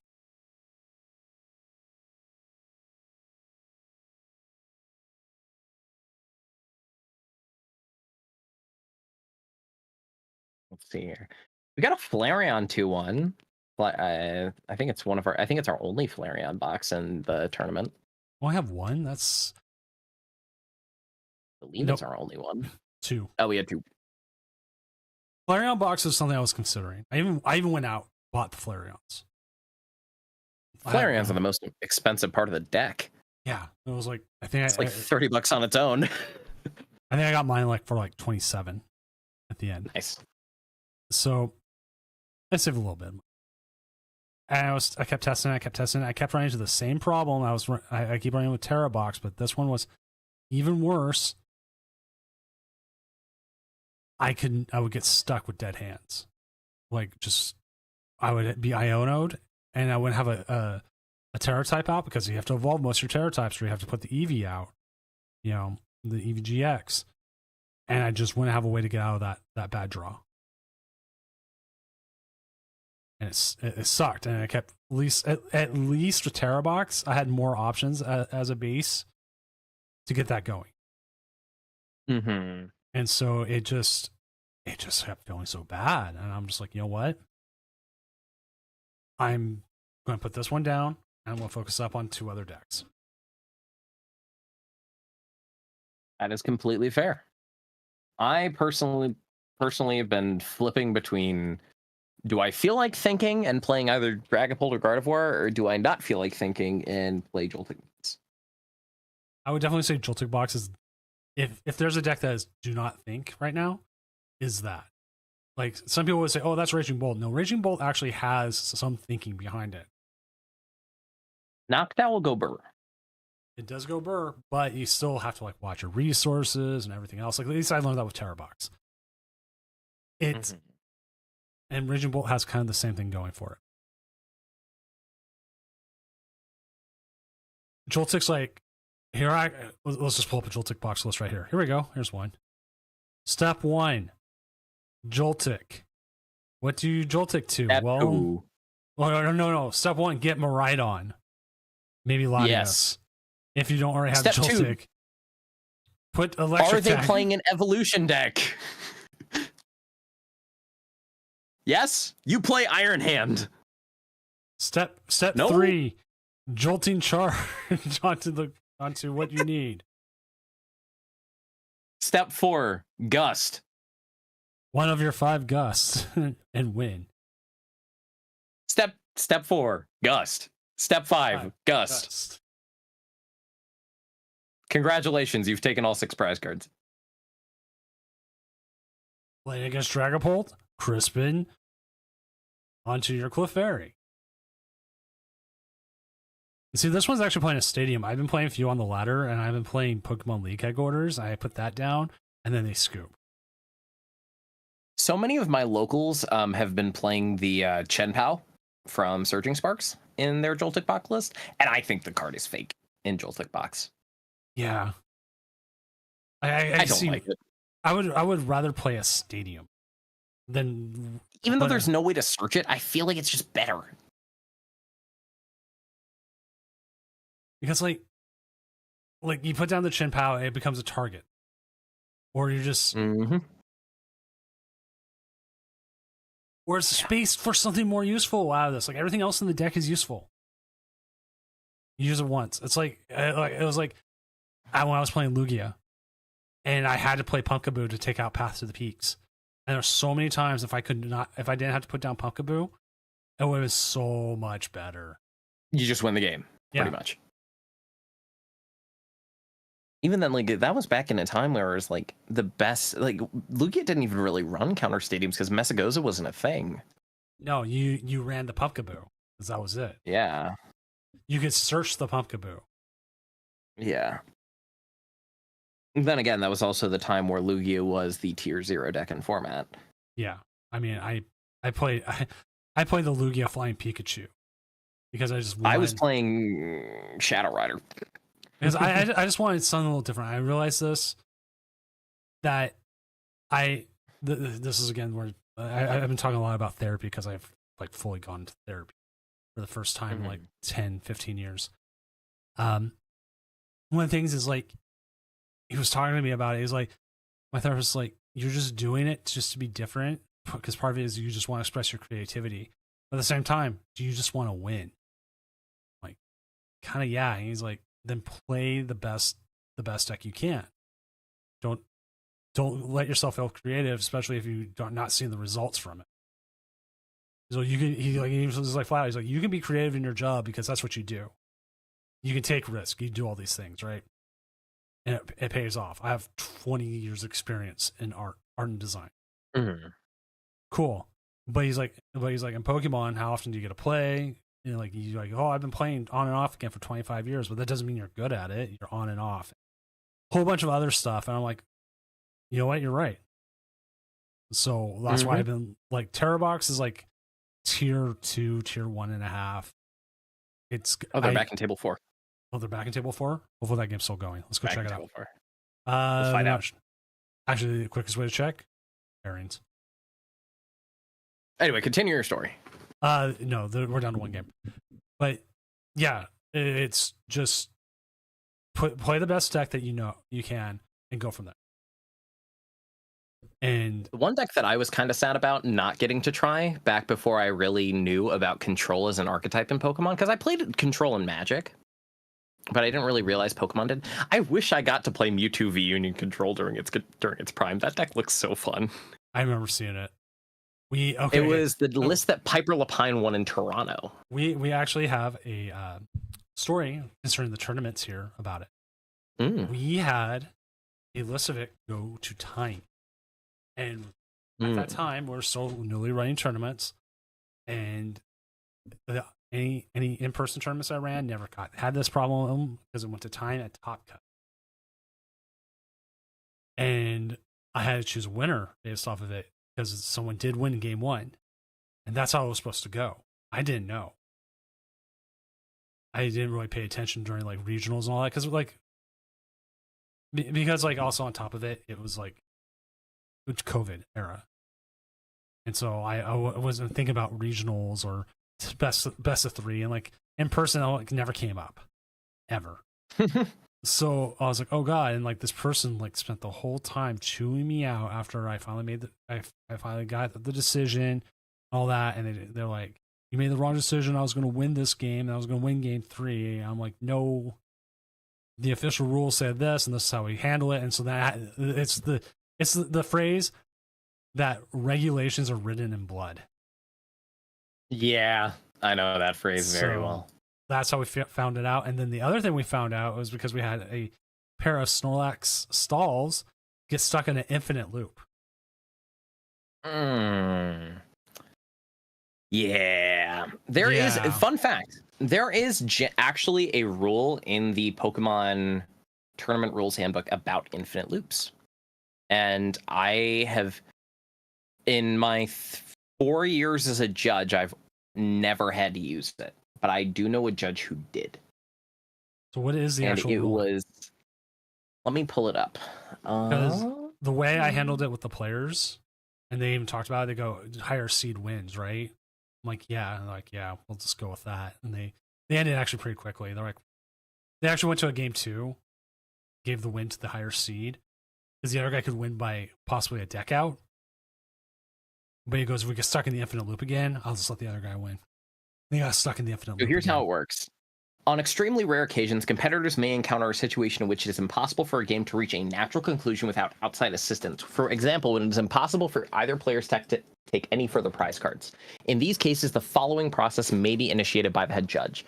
The match time must have elapsed, plus 3 turns must have been done, and the head judge must be satisfied that the loop is entered infinite and unbreakable by either competitor, that the intention of both competitors to avoid their own loss and not simply to prolong the game, and that continuing a play without a concession from either competitor would result in a game without end. In that case, they do another plus 3 turns, and then if the game is still unresolved, they play a tiebreaker game, and if the situation repeats again, another plus 3 turns happens, and then the player seeded highest in Swiss rounds wins. Wow, you could save a lot of time and just say, I know this is going to happen again, and just go this the highest. Yeah, pretty much. Yeah. Because like I knew the deck list, they knew it. Like essentially, like one of them was like, if I can mill their Pidgeot, their Pidgey, I could win. But they didn't, and so like no.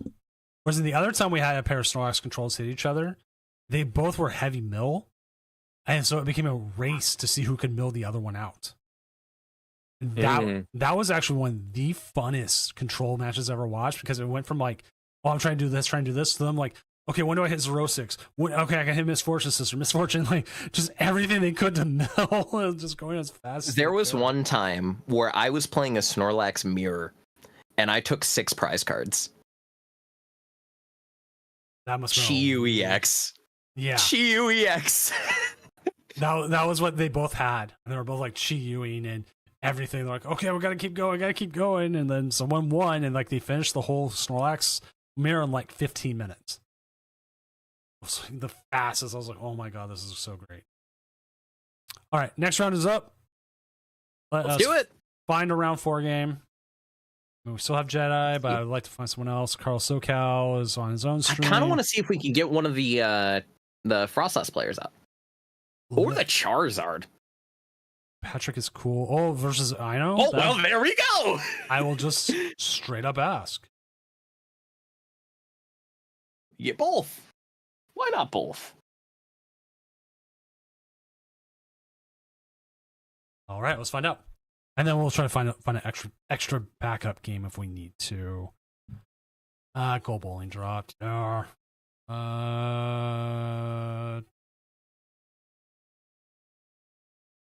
Looking, haven't heard a response back yet. Worst case, we do have the live stream going on. Good run to Carl.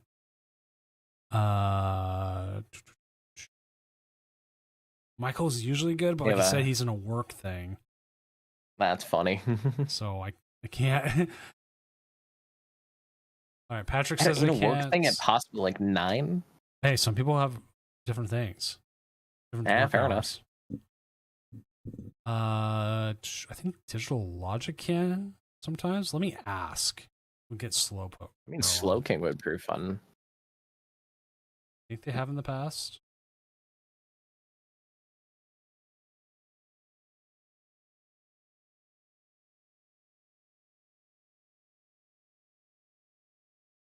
But yeah, Patrick is cool. Said they can't, which is fine. Like again, there's no thing that you have to mandate to stream. It's just nice to have. Yeah. I'm putting our Gardevoir up on mobile. Okay, that's why. Right, I was trying to remember. He says he's on mobile. Okay. Patrick is cool. Says they can next round. Okay. Want to watch Carl for this round? We might just steal Carl's stuff and then we'll give him a shout out. And because Carl's streamed before on the tournament Discord. maybe we just steal this thing for now. Well, like, see on the other one. Oh, hit the ad. Ah, yes, the military. Pre-roll ads. Yay. We'll go to Sandy while that runs itself out and just make sure nobody else is. But yeah,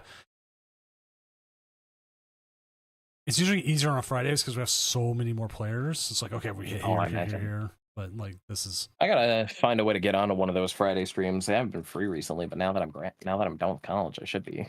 I think we're scheduled out through June. I don't know after that. CTH. Who's CTH? Someone just jumped on, which I mean, we'll see what they're playing. Sure.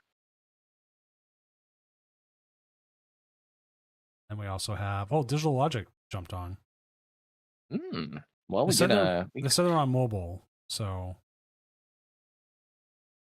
it's this player at Joltik, one of our Joltik players. One of our Joltik players, okay.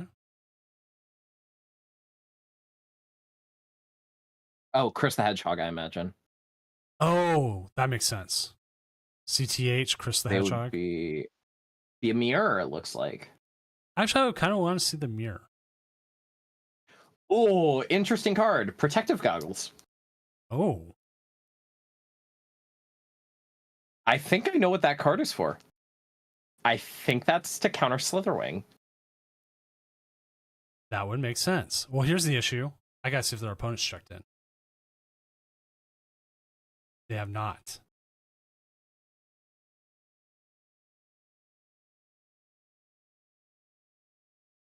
And Carl's still waiting for theirs. Oh wait, nope, their opponent checked in. Okay, they're good. I was like, I saw there were 1-2. I was like, oh man, there might be a reason they might not check in.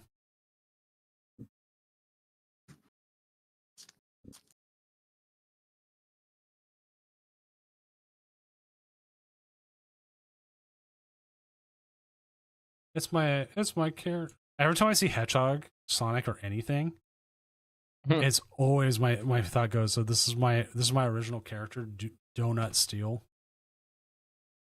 Like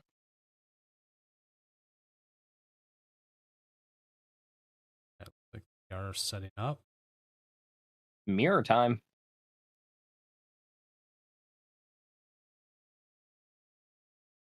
Goggles. The goggles, they do nothing. Okay, why would you have the goggles and then have another thing in front of the goggles? Like, goggles are supposed to be protective in themselves. That's I don't know, maybe like, you know, gotta have an extra layer in case you get some shrapnel, you know? Like maybe something explodes. You don't want it to break the actual like goggle itself. You want it to break the thing on top of the goggles. Maybe. Because part of me does feel like I'm just old man yelling at the clouds here. So yeah, fair enough. I don't understand anything. Gee, I wonder if the Joltik player is going to ask to go first or second. Crazy.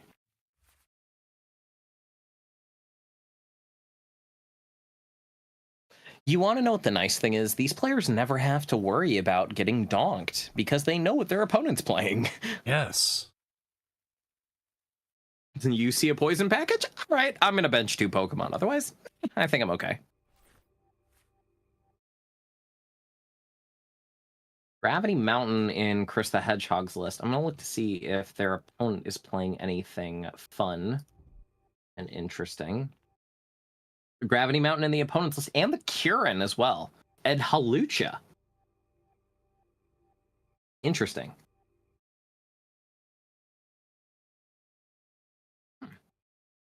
I wonder what Hawlucha fixes the math for in the list.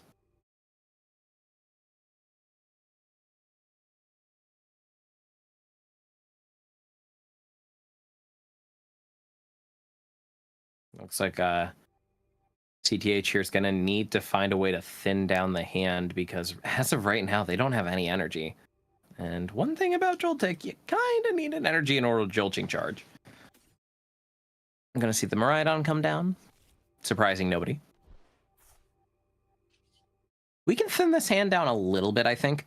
We got to get down to just realistically any amount of cards, because we just really want to be able to get that turn 1 Joltik, probably honestly to Iron Hands.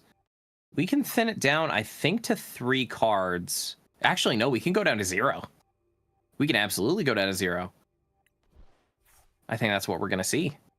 I would imagine we're getting a Latias here. What do you know? Yeah, this we're going to see them be able to go down to 0 cards in hand, flip, restart for 3, and then hope that they draw an energy pretty much. The scariest part of any any. Where does it go? Honestly, I don't think it's bad to put it on the Iron Hands here. Restart for 3. Do we get the energy or an out to it? Yes, we do.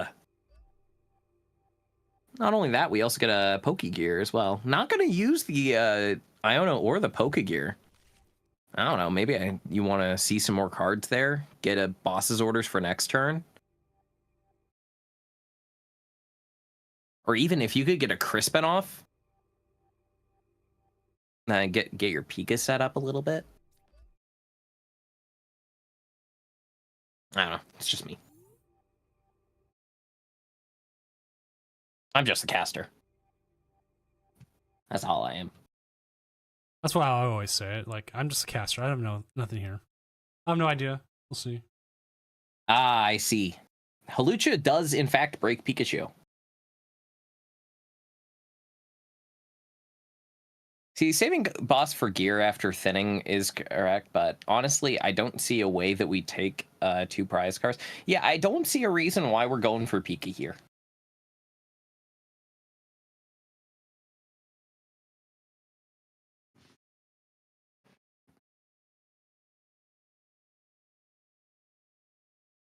Doesn't a Bravery on your Pika pretty much do the same thing? Yes, but I feel like you'd rather put the Bravery Charm... Well, I mean, even then, like, having protective glasses on really any of your Pokemon is kind of nice. I suppose it might also be helpful for Latias. And we're going to say goodbye to Pikachu's Resolute Heart.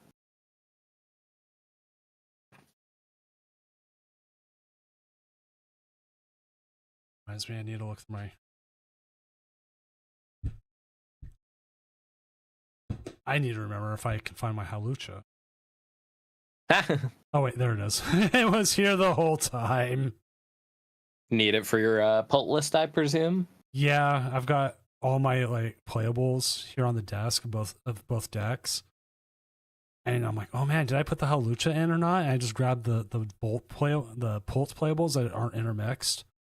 So like all my Ionos are essentially in the middle pile. And it was right there on top, right underneath the Badoo. I was like, oh, there we go. Okay. Yeah. Lost to a guy at a cup the other day who was running Laventia as their stadium up and to get energy for Bear. I can see that. That's kind of cool.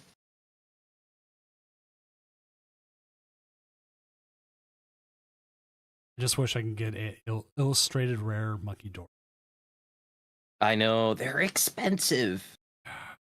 They'd be cheap when they first came out, and like, but everyone bought them up like super fast. And then they became $30. Yeah. It's very painful as a Gardevoir player who likes max raritying things. I've got like so many different rarities of Gardevoir. I've got the full. I'm actually, you know what? Honestly, I'm actually only missing one rarity of Gardevoir now, and that's the shiny Illustrator rare. I decided to run the list of all of the different. Oh, actually, we're gonna take 2 prizes here. That's pretty good. I have the entire SVI illustration rares set up, so that I can just kind of go. Like you can see all of the different levels of like the Ralts and the girl growing up. See, so it was kind of sad when you couldn't run that back when refinement was reliable, when refinement was the only viable Kirlia, but now that you can, it's kind of nice. See, like I want those, but at the same time I'm like, do I wait until if they ever drop in price or not? But then again, they probably will never drop in price. Like, I sat here, I've had a Latios tag team, Illustrator Rare, alternate art for years. I've had it now. And the Lovebirds one, right? yeah. I've had that for years, and I almost sold it in Vancouver. Oh, I am glad I didn't. glad you didn't. Yeah, because it went up like another $600 since. What's it at now? Isn't it like 1,800 or something? I'm trying to look it up. Like, always hate team the stuff for it sometimes for TCG player, because it doesn't want to like take me right to the team up cards like half the time. Mm-hmm. Just like, give me the set. Or if I'm like Latios and Latios, and it's like, here's like 15 of them. I want that tag team. Like, give me. We're gonna see boss's orders up on this Pika. This Pika's going down. $900. I feel like it's $900 for a damaged holofoil right now. Oof. I feel like the better turn for Chris the Hedgehog here would be to. They had the opportunity to Gus KO Miraidon with their Pika, but they did Jolting Charge instead. And I almost feel like it'd be better to have just taken out the Miraidon and be the aggressor, take the first 2 prize cards, because in this case, you're falling behind in the prize trade. Unless you find your Galvantula, which you already discarded, I don't think there's a way you're going to get ahead in the prize trade now. No. All right. Lowest one you find near mint holofoil, $2,200. Oh my god. Which, if you sell at 80% to a vendor, that's what you should be getting for it, is 80%. Mm-hmm. If it's really good. That is $1,760. That is $600 more than I would have made in Vancouver. Jeez. That's just basing it off of that. Now, if my gut is telling me correctly, I believe we're about to see a revenge KO using this Miraidon. Which, honestly, I don't think is a bad idea. I assume the ploy is to see if we can go Miraidon KO this. If they knock us out with Pika, we can Gus KO something with hands for 2 prize cards, and then they shouldn't be able to get a Pikachu online again. Unless they get a Crispin off this turn.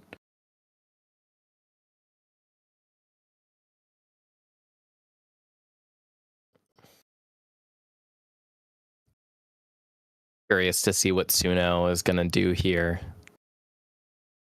I feel like the best case scenario would be getting a Crispin off onto the Pika so that we can go Crispin again next turn to KO whatever gets shoved up into the active.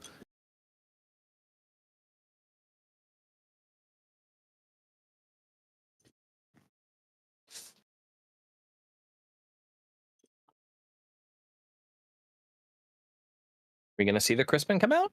Nah, it's going to be an Arvin. Dang, we had a late DC into a game.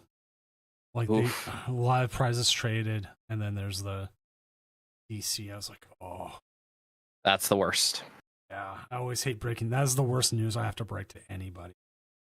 I'm like, I'm sorry. It's nothing I can do. It's unfortunately a game loss. If it happens, like, the first turn, maybe 2, that's where we do the game reset where, okay, your opponent who didn't DC gets to choose first or second, and if their opening hand's really bad, like you have really bad opening hand, start something you don't want, you can reset the game. Then it goes back to just like a normal game. It's like your opponent got a free disconnect too. Because like we used to be like, oh yeah, just restart it, and then this guy got donked playing against Lost Zone. Because his hand was horrible considering it against his first hand. I was like, you know what, man, that isn't fair. You're right. So reworked. Play that one again. Yeah. I'm watching also Carl's game right now. He is actually down prizes. But it looks like he's going to take some here. Ooh, he's going to have to cross last on that. Oh, if he almost does this correctly. Should. Is there a way out to a good chunk of change for him. Easy. Looks like we're gonna see a Topaz Bolt here. Oh, that Pikachu. That Pikachu. Not just that broken. Pikachu. Look at that Mew. That's the bigger thing. Because I was thinking, even if we have a Mew here that, let's say we were dealing with the Mew, right? We may get knocked out by the Pika, but we can just Gust KO the Mew. But in this case, the Mew is being a little bit sticky. We're going to flip the script here. I imagine our goal is Bear. I can only imagine that's our goal. It looks like it's just going to be a Photon Blaster, and I think they just have to pray that they whiff, which, I mean, they're going to, realistically. But even then, what's the plan after that? Because there's no way this Pikachu can get online in a single turn. And missing one turn is all that Chris the Hedgehog's going to need to get back into this game. Because a one-turn miss is just going to put them right back into the same 2-2-2 prize trade. Are we going to see another Jolting Charge, maybe?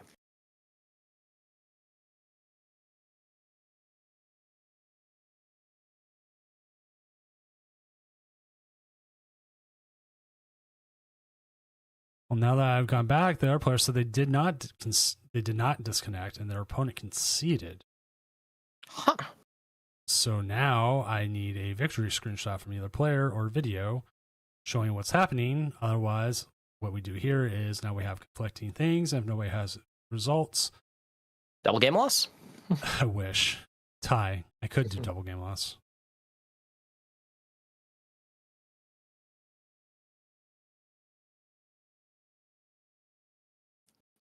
And there's going to be a Bear KO, it seems like, except we're down in energy. Let's see if our Vessel's in the deck. Our Vessel's in the deck. The goggles are coming out. The goggles are gone. I'm not surprised. Goggles. And then it looks like we're probably going to be trying to go for a Prime Catcher KO next turn, but yeah, I think that's the end goal here is to just get a Prime Catcher up for the following turn, and then that'll put us right where we need to be. It's going to come down to... What's it going to come down to? It's going to need to be a Crispin... It's going to need to be a Crispin and find some way to get the Miraidon in the active to do Photon Blaster. That's the only way I see a 2-prize knockout here happening for Suno, and even then, there's no way to retreat unless there's a Latias. So I almost feel like it maybe would have been better to promote, like, your Galvantula or something and just pray for your Prime Catcher and a Crispin.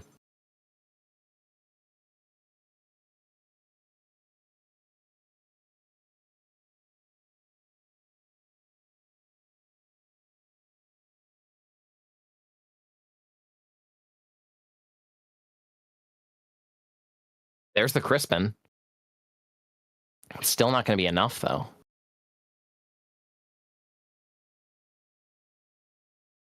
They have already used their Prime Catcher, it looks like.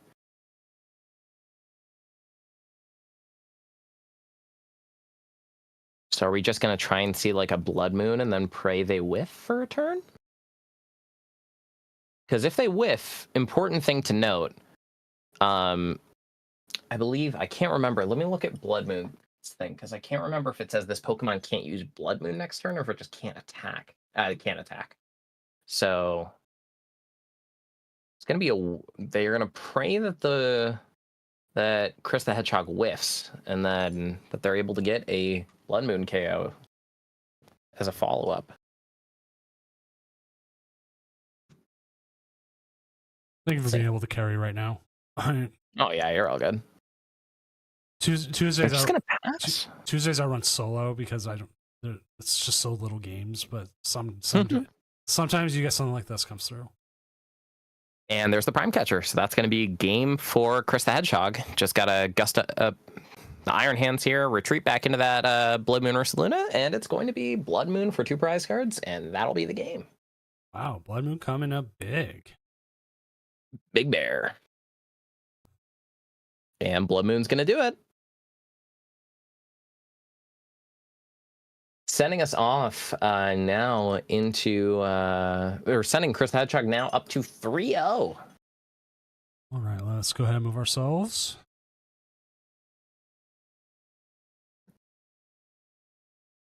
I thought it was 3-1. 3-1, yes. We're in round 4. We're in round 4.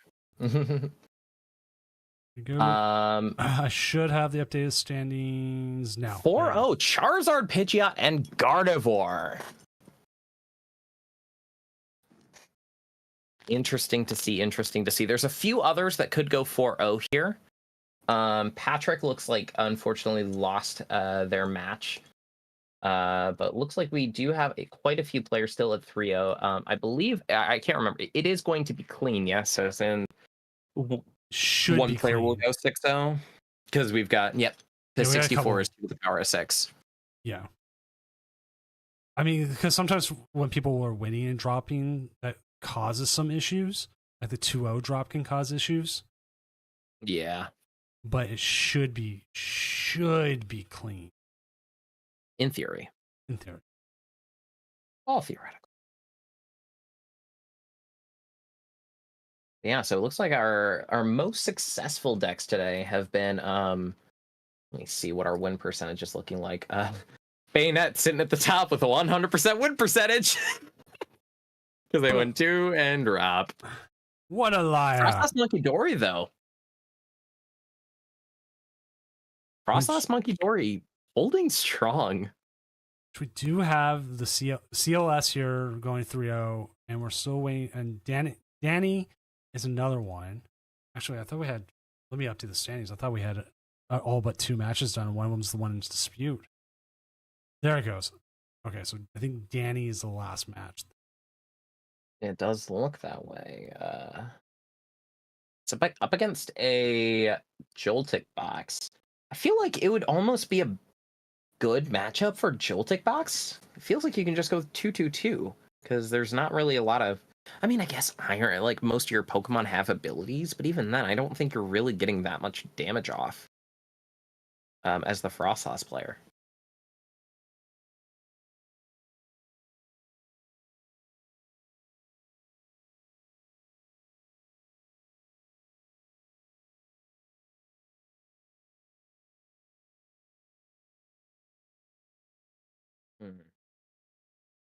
So I'm just going to take a look here through our various decks here and just see if I can highlight anything interesting that I'm seeing.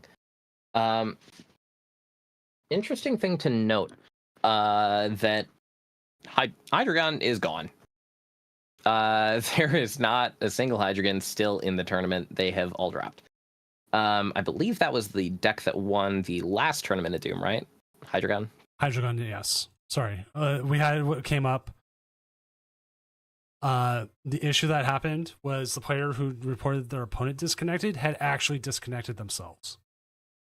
If you look at the judges' screenshots here, I can see that. That is the error you receive when they're trying to reconnect. Please wait, reconnecting. Yeah, that means you have disconnected. So that is unfortunately, I believe, going to be the loss on their side. Yes. So good on them for recording and thinking that their opponent disconnected, kind of thing. And this is also where taking your screenshots come out really well. And like usually when we get a disconnect, I act pretty fast because most of the time the other player goes, "Oh no, I disconnected" or something, right? It's usually pretty open shut. But being able to go back and refix stuff like this. Unfortunately, it looks like the Frostlass player is going to lose. So we are not going to have a Frostlass at 3-0 or at 4-0. So there it is. We do have the update. Here's all our 4-0s. And Charizard, Gardevoir, Joltik, and Pult.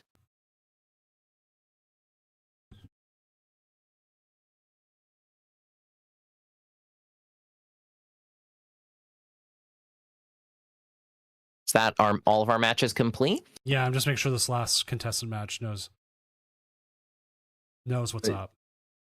Cool. Curious to see what's going to get paired. I kind of want to see if we can get the Charizard Pidgeot on stream, because Charizard, we don't really see it all that much anymore, No. but it's still out there.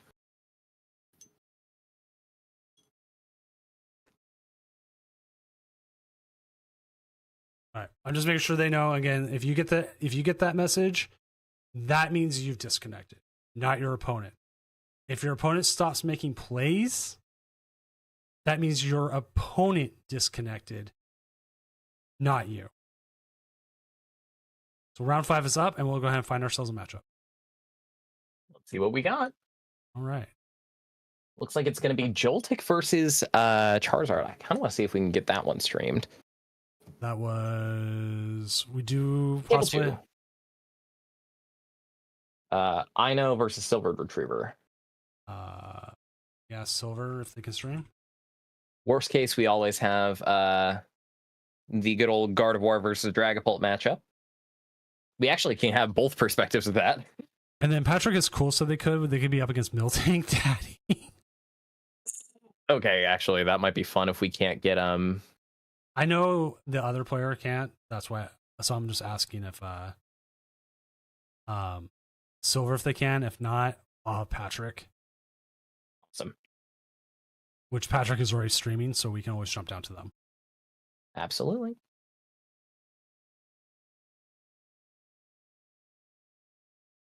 Yeah, like trying to find out like what causes like what disconnect and everything else is such a... It almost feels like judging online tournaments is a lot harder than judging real IRL tournaments, just because you'd have to deal with technical difficulties. Yeah, you run into so many weird technical difficulties. Like the technical difficulty I'm running into right now, where my font exploded all of a sudden on my player names. Huh.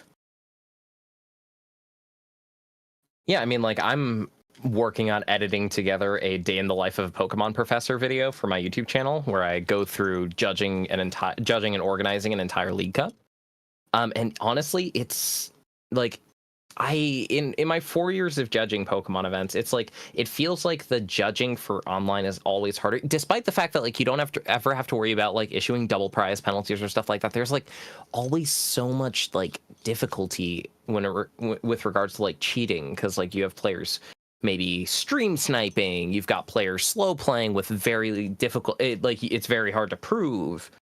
It's tough. All right, Silver says they can, so we will get Silver. Awesome.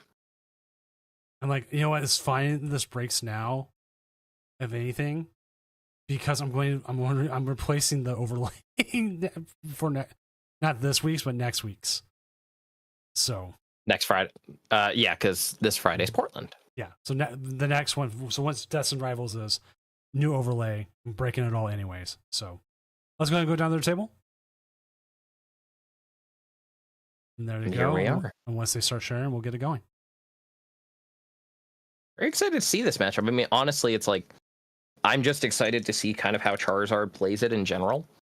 Just because, like I said, you really don't see much Charizard. No. I've been hitting it on ladder a bit. I'm wondering if it's just seeing a nice little uptick, but that's the only time I'm seeing it.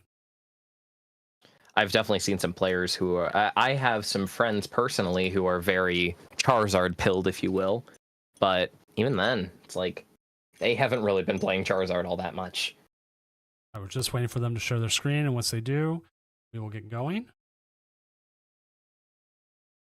I used to be Charizard-pilled. I've got... When I was playing it, I played every single different full art of it. I like to play my Terra's full art, like with the silver and everything. That works best for me. Mm-hmm. I don't know why, but it is. What about your Stellars? My Stellars? Like Terapagos or stuff like that. Terapagos? I've been playing regular art because I just don't have anything else, but I want the Terapagos illustration rares, though. Yeah, both they're of them. good. They're expensive, though. I know. All illustration rares are expensive. All right, loading. Loading for me too.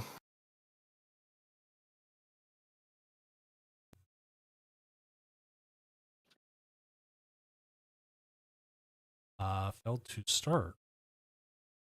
I'm still loading. And there's my failed to start. If it doesn't load this time, I'll say we're just having issues, and we'll jump to. Okay. Let's try this again. Okay, he's having issues. All right. Drag us over to Patrick. Yep, we will go down to Patrick.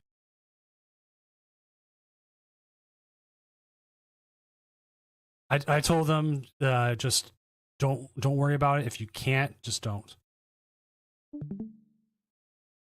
There we are. We actually looks like we just got started with a KO on a Budu over on Patrick's side. Let me adjust the screen because there it goes. It was giving me an error where it was it like gave me only the middle. And so like even interesting. This is on tablet, so it is a very interesting. This is really interesting. There's a Cramorant, the Hops Cramorant. I kind of like that. Just like as a late game or like a mid game. Hit him. Ting Lu EX. What? Why is Ting Lu here? Do you remember like the 3 weeks Ting Lu was a thing? Oh my god. You want to know what me and my friends called that deck? What did you call it? Ting Lu's. Ting Lu's. It was. Like I'd play against it. Was Ting Lu's. I'd play against it and they're like, haha, I'm going to beat up Gardevoir. And then I'm like, I win. Sorry.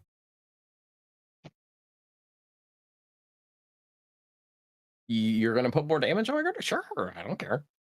There we go. I've got to go blow things up.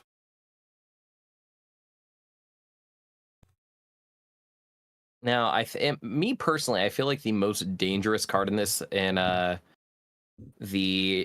any Frostlass list against Dragapult is just TM Devolution. You can just knock out all their Dragcloaks, their Dragapults, just by saying, "Hey, you have 90 damage on there. You're gonna die now." Interesting to know. I think you can just the counter gain. I think is in there just to be able to use the Hops Cramorant or like Blood Moon for free, considering you're pretty much always going to be behind on prizes if you're using those. So depending on who ends up the 5-0s, I will reach out to them first and try to get the championship game, to put it one way. Mm-hmm. And for some reason, my rounds reset to 3. That's part of what I'm going to fix with this. Like I'm trying to automate certain parts. So like make it look nice, that kind of stuff. Well, it's already a part of it's automated, but some of it's like I have my stream thing. But like if I'm trying to set it up to the timer, so like when the timer runs out, the round kicks up as well. Or if I reset the timer, it will kick it up no matter what every time, so that I don't have to manually do it. I was trying to get it so that I could connect to Limitless itself, like I can get the webhooks, like an API. Yeah, access, but it wasn't working exactly the way I wanted it to. I see.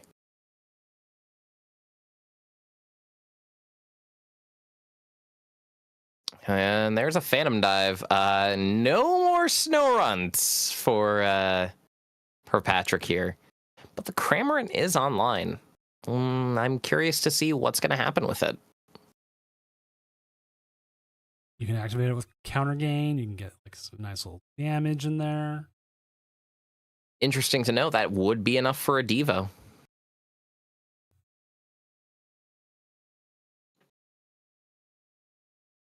You're only going to get one turn with it. Might as well use it now. Yep, we're going to see the retreat in the Cramorant, and I believe we're just going to go Drenabrain. I would imagine to a Dracloak. No, we'll just go into the active.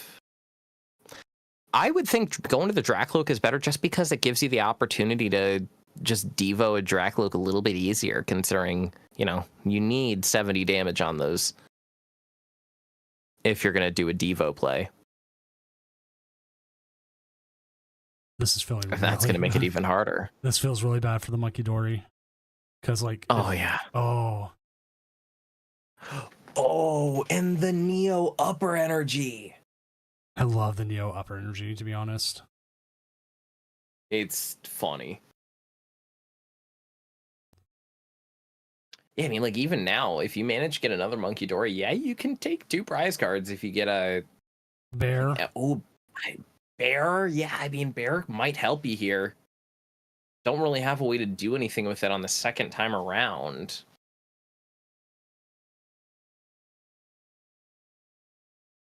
I don't even know what... I mean, I guess the goal is just Bear, take 2 prize cards, but even then, your Monkey's still very hurt.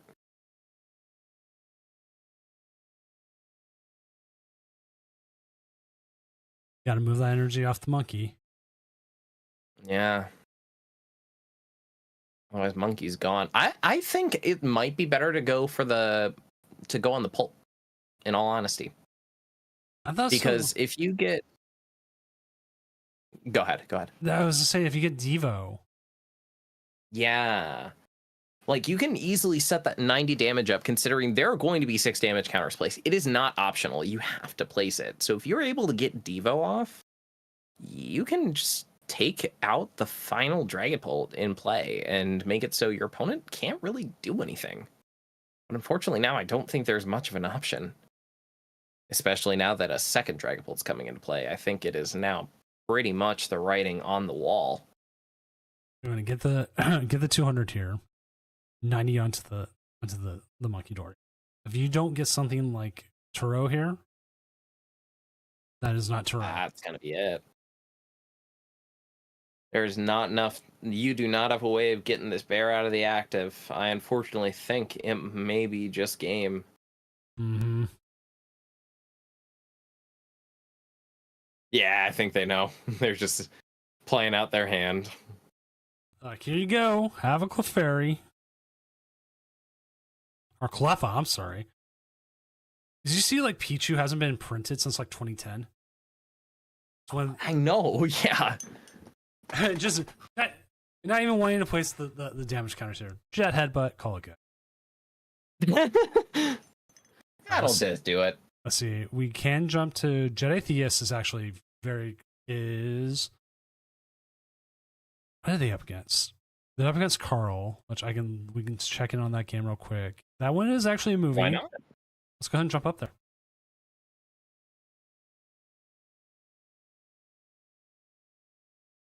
They are here. Because I saw Carl's side. And it was like what, yeah, 4-5, so we still got things going. I'm going to pull up Carl's stream because this is one of the few perspectives where we actually get both players' hands at once. I mean, obviously there's a bit of a delay, but, you know. We've had that. We've actually had that on some of the tournament streams where both players agree, very rarely, to both be in the same table. And they will play. And I usually flat out tell them, like, hey, if you cheat, like, it'll be very obvious and your opponent's sitting right there with you. Like, don't. Don't cheat. Anyway, looking at where we are in this game, it's honestly kind of, I would say, fair. That's the best way to put it. I'm not entirely sure what the goal is this turn for Jedi. It's just going to be maybe attack with Gardevoir, take an extra prize card. Yeah, it looks like that's what it is. Now, the interesting thing to note is there is no way for that Clefairy to die this turn because there is no Dusclops or Dusknoir in this deck. What are we choosing to attack with here? Or are we choosing to attack at all? Maybe we don't want to give our opponent Pheasantipity.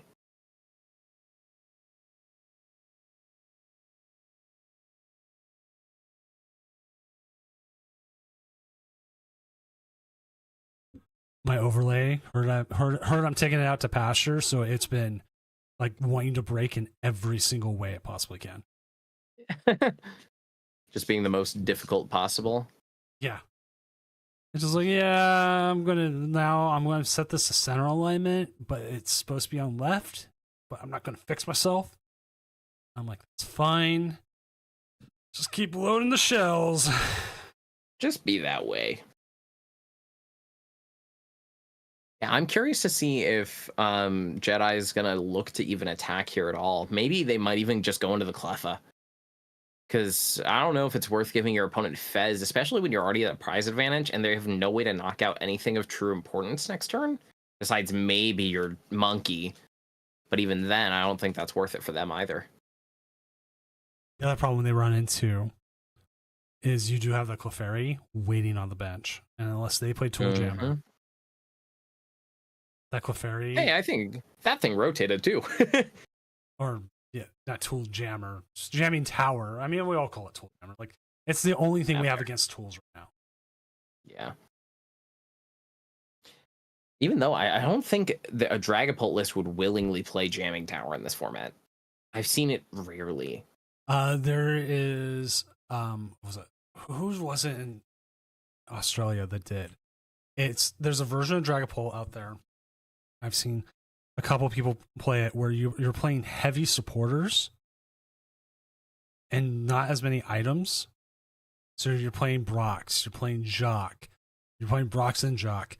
I want to say it was Melbourne, and it was not Brett Tonson. It was a Henry Brand, I think was the one. Yeah, Henry Brand. Yeah, that makes sense.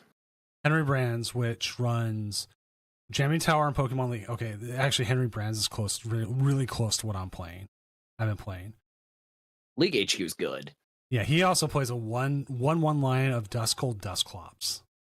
Oh, just for like a little bit of extra chip damage here. Chip damage, maybe change up the prize trade a little bit. So I kind of like that. He plays 4 Boss, 4 Ionos, 3 Research, 3 Brox, 2 Turos. That's a supporter line. And then his item line is 4 Puffins, 3 Catchers, 3 Ultra Balls, 2 Nest Balls, 2 Stretchers. And then he plays one Tower, 1 HQ, 3 Luminous, 2/2 on the Fire Psychic, and 1 Neo. That's nice. I kind of like that. 2 Turos. 2 Turos, not 3 Turos. Yeah, 3 Brox, 2 Turos. Turos. Yeah, something tells me that this Phantom Dive isn't going to do much. No. Flying Entry isn't going to help much either. I mean, it does make it so the Drifloon can just perish, but nah, not even going for that. I imagine probably what we're attempting to do is go Phantom Dive, set up a Clefairy to be knocked out next turn. But the thing is, they could just go retreat into... They don't even need to retreat into the Clefairy. They can just hit it with Gardevoir.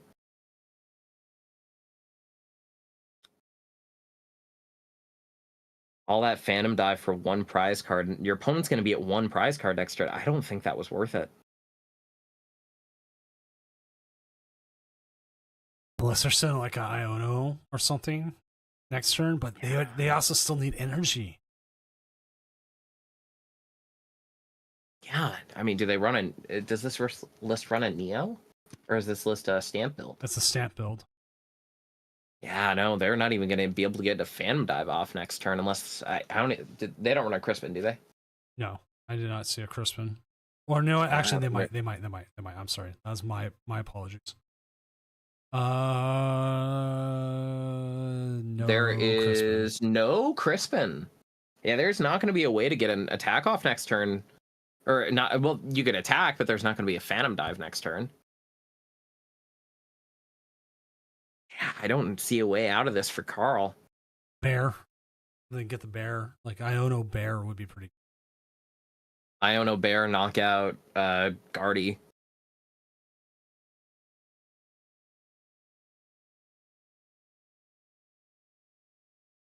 And again, they are sitting with a Drifloon on the bench.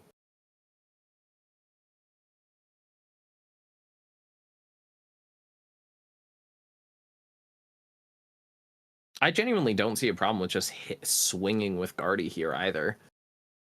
Because you'll still have your Clefairy online. They can Gust KO your Clefairy, but they're not going to be able to take a knockout on both your Clefairy and your Gardevoir in one turn. They're not taking 4 prizes.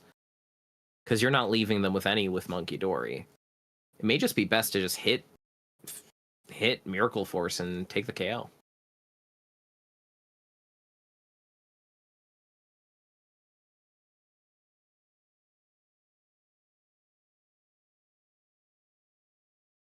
Which is something a lot of people forget, that Clefairy does activate the Gardevoir to do this. And this is one of the hardest matchups for Dragapult right now. It's trying to. You don't even need to retreat. Okay, you can still do it. Putting him a single prizer. I don't hate that either. Just leaving a single prizer in the active and saying to your opponent, hey, what are you going to do? I have a charged up Clefairy. My Gardevoir's not in range of knocking you out. If you knock out my Gardevoir, I'm just going to knock out whatever you put up with Drifloon. And they're making it so Clefairy can't die to a Phantom Dive either. Yeah, I think they're just essentially trying to set up checkmate. I think this might be checkmate. Let me look at Carl's hand here. I'm only seeing He's like a turn. He's like 2 minutes behind or more.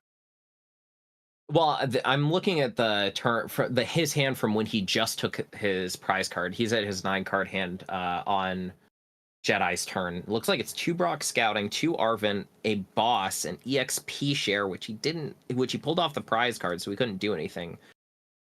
And he top decked the Iono. He did get the bear. But even then, I don't think the bear can do much. Can we get the... How are we... You and I had the exact same thought process. And there was the thumbs up from Jedi. How are we getting this Fez out of the active? Doesn't Clefairy also knock out the bear? I can... Oh, switch. Okay, we're not dead. I don't think Clefairy knocks out bear. I think... Wait, let me think. 1, 2, 3... It does 10 plus... It'd be doing, I think, 220. If my math is correct.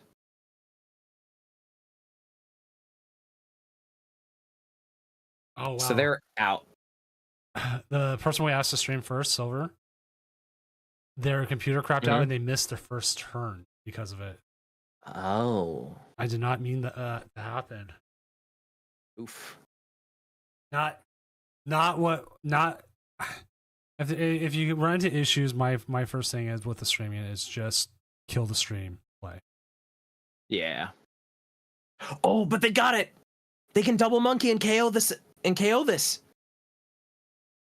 They top deck the dark energy. Oh. They top deck the dark energy.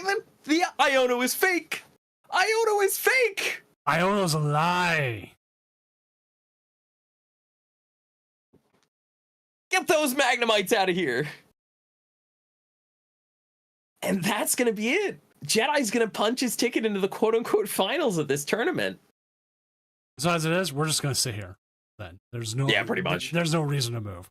I will just share my screen with you right here. So we will look at the updated, and there's there's no reason to move. I think it's up against Charizard even. Oh, yes, he is. We have our 5-0. It's going to be Charizard versus Gardevoir. I'm excited for this. I don't know how it's going to end up. This is the last Journey Together format tournament I'm running. Because once I come back, its Destined Rivals will be legal. It will be on live. Oh, yeah. So this is it. Gardevoir's still coming in Journey Together. Charizard's going to be the only thing that could stop it. And hey, last match finished. There it is. This is the beauty of this is just like even Top Cut kind of thing. As you get less and less matches, the less and less time it takes. just looking at the two lists here, it looks like they do run the Dusknoir line, and the A spec of choice, Hero's Cape. Which Not gonna lie, it's my favorite. It's my favorite A spec for Charizard. I don't even know if I have a Hero's Cape in person now. Oh, I've got so many Hero's Capes just because of how much Snorlax I played. I kept the one two A specs I kept pulling the most is Neutralization Zone and Poke Vital A. I actually have a stamped Hero's Cape. Oh, lucky. Wait, Okay. I think I have a. Let me. Yeah, I have it. I have it right on my desk right here. So okay, this is what happened to me. I always tell the story to all casters Mhm. about bad luck. I get. I go to a cup one week. Mm-hmm. My brother Heat Miser's like, oh, would it be funny if I pulled the stamp Prime Catcher? He does. I'm like, cool. A couple weeks later, I go to a pre-release with him and Mellow Magikarp. Oh, Magikarp gets his packs. I don't remember if he opened them there or opened them later. He gets a stamped Prime Catcher. I get nothing. I have pulled like 10 hollow escape boards. Or rescue boards, whatever they're called now. That's why I keep pulling. Or Arvin. I had like a full set of Cosmic Hollow Arvins within like 3 packs almost, which was fine. Arvin's a good card. I went and got the 4th because I used it in decks. Mm-hmm. But my favorite type of Arvin is the one that I used in Snorlax and in Gardevoir for the longest time. I have 4 regional stamped Arvins. I almost have 4 regional stamped Turos. Oh. If we didn't, I have 1 regional stamped Turo. If we didn't get Surfer and got Turo at Vancouver, like I get so many mats. Like if Portland's mat is the Alolan Executor again, I'm gonna sell that thing off so fast. I have a feeling it's gonna be Iono.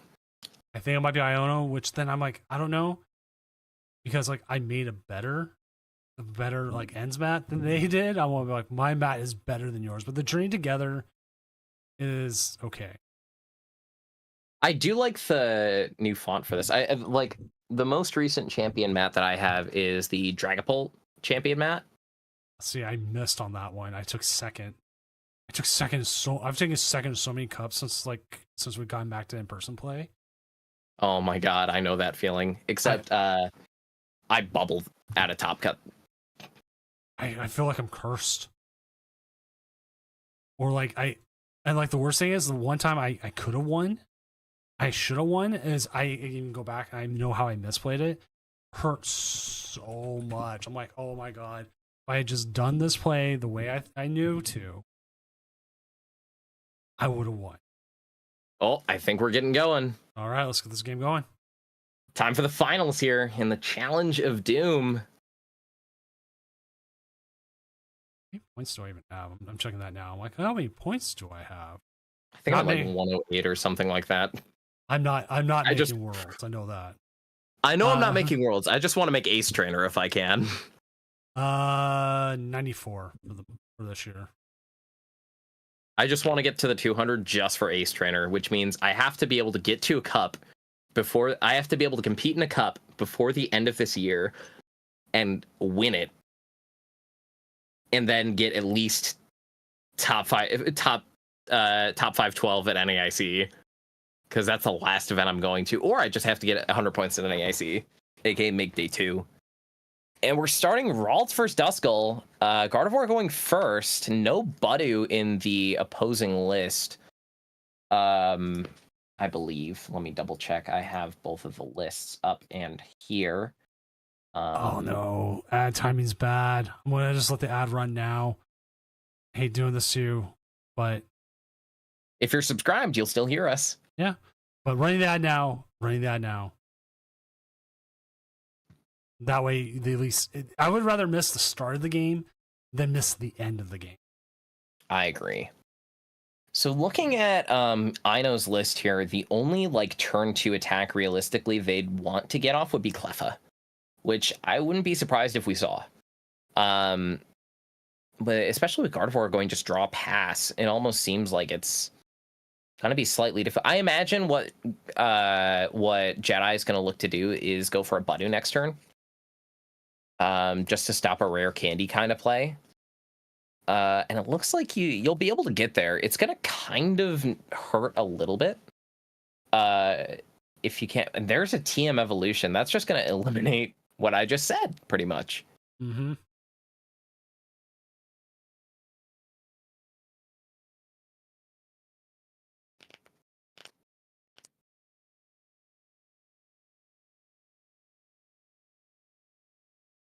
See the Could Arvin? be, yep. There's an Arvin.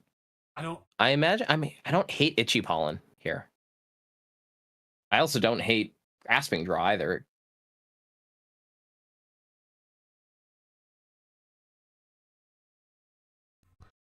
I kind of like Feels Itchy like you just Pollen. need to get something going. I like Itchy Pollen here, if only prevents if they don't already have the Pidgeot in hand, setting up that Pidgeot. Mm-hmm. Yeah. Because I mean, let's be honest. If a deck gets Pidgeot online, it's basically impossible to beat them unless you get more lucky than they are. Because Pidgeot is pretty much just it's like my favorite card in format. It's really good. You say, I want a card. Okay, let me go grab that card. It's going to be the Itchy Pollen, which I'm not surprised about. Almost leaves me curious what happens if we go Dusclops KO Badu into KOing a Ralts, but considering the Bravery Charm there for a second, but I don't know if he's gonna let it stick. It's just gonna be an Itchy Pollen. 10 damage. Oh, never mind. We're seeing the debate. Will it happen? Like, if you do that, at least prevents the Dusclops from just taking it out and then picking up something else. It's just going to be Itchy Pollen for 10. Hoping the 5-card hand just isn't enough to get there.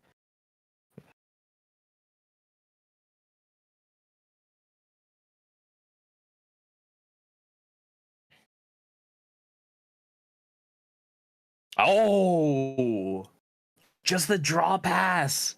Oh, that hurts to see. We could get a Scream Tail if we find Gardevoir here. Off an Iono or an out to a Gardevoir, Scream Tail can knock out either the Pidgeot or the Charmeleon. What? I don't know why we'd be getting Fez. Yeah, that one was a little bit like, why? I don't think we get Fez. I think we either choose a Munkidori or a Scream Tail here. I don't like getting the Fez. Because they can just go. Fez? They can just go Duskull. Don't do it. I don't hate the monkey. I don't hate the monkey. Now, what would be really cool is if we could find Rare Candy Gardevoir Nest Ball for Screamtail. Two of the pieces. Oh, I'll shut up now. Almost there. Almost there. Almost.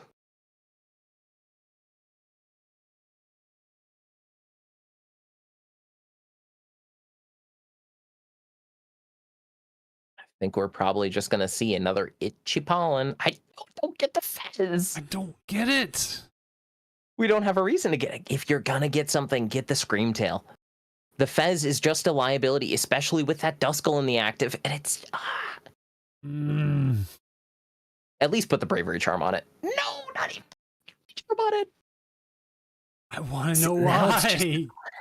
It's just a liability now. If we have Pidgeot Charizard, we can just go Dusclops, the active, gust up Fez, and take 3 prize cards in 1 turn.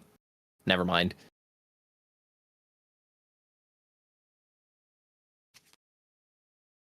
Well, I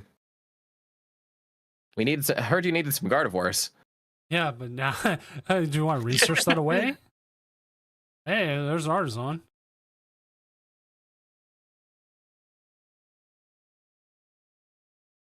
I don't know if we're going to see another... Are we going to see it? Is there a Charizard there? Now we're just going to see combustion. Actually, that kind of helps us. Now we're kind of happy we got Fez. I still don't. I still don't like getting Fez there, but hey, never punished, I guess. Yeah.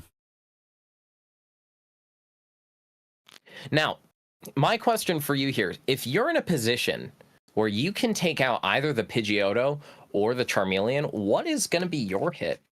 I'm going after the Pidgeotto, if only I because you can OHKO the Charmeleon pretty easily. They're going to want to keep that in the active and attacking.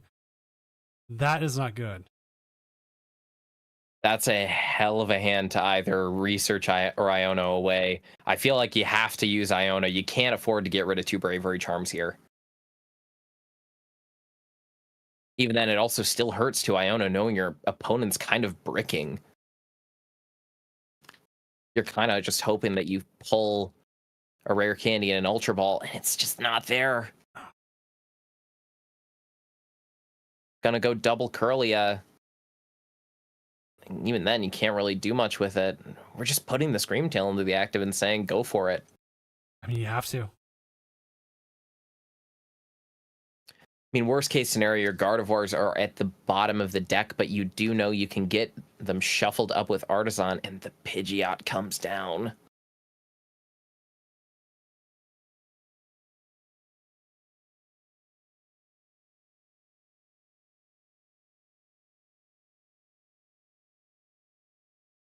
Now, the question here is, well, but there is no longer a question. The Iona has been played. I was going to say, if we can find, and well, we have our Gardevoir, but my question was, I think the best case scenario for Ino here is if we can find a way to do a Duskull Gust play on this turn. Obviously, we can't do it now that we've used the Iono, but getting a chance to go Dusclops just fixes the math for our Charizard to just knock out Fez and just take whatever we need. Because we're just eliminating pretty much the entirety of this Gardevoir player's draw. And even now, it's like, now you're in a tough spot as you're in a really tough spot here. Now, important thing to note, Drifloon's gone. Drifloon's in discard. So even if we did get Countercatcher here, we can't easily KO this Pidgeot. Oh, and the third monkey's also prized. And there's they're highlighting that Drifloon. Their attackers are gone. And we know those stretchers are now on the bottom of the deck. But we did just Artisan to shuffle it up, so let's see if we can pull it off the top 6. Hey! We do pull 2 and the Bravery Charm! That's a very excited look on the face. Grabbing a Drifloon. Do we have 6 energy in the discard pile? We do! We can knock out this Charizard! Even depending here? You can move that. What are we doing? You can move that damage. You can even. So then you can even either move some to the active, or you can KO one of those Duskulls. Absolutely, you can. I have a feeling what we're going to see is we're just going to see 30 of the active and 32, possibly one of those Duskulls to knock it out next turn as a Dusclops. Or even still, we could see it on the Charmeleon or even on the Pidgeot. Because if we put it on the Pidgeot, we can set up possibly Screamtail on a later turn to snipe away that Pidgeot. So we'll have to see where these damage counters fall. 30 the active, not surprising to anyone. Let's see where the other 30 go.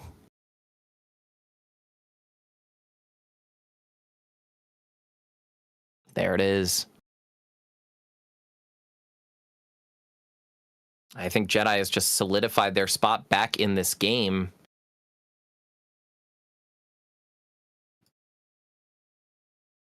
Now, if I know, however you want to say it, they have the ability to search. If they already have a boss or a Charizard in hand, we can see that Gardevoir is gone. But that Drifloon will still be active. Another important thing to see what we just pulled off our prize cards. Secret box. Now, if we Gust KO that Gardevoir here, we can just get that back. What we want to see is, I think we need to see a Dusclops if we're going to be doing that. I think we need to be KOing this Drifloon using the Dusclops and taking 3 and also just essentially saying, your attackers, no more. I have taken them away from you. Now, there's no way for Ino to know that there is the secret box in the hand. And I believe there is still at least 1 Bravery Charm. It looks like there are 2 more Bravery Charms still in the deck. So it's absolutely possible for Jedi to just say, okay, let's do part 2. Mm-hmm. We're going to see the Charizard come out. Now, the question is, are we going to see the Dusclops for a KO on our Drifloon?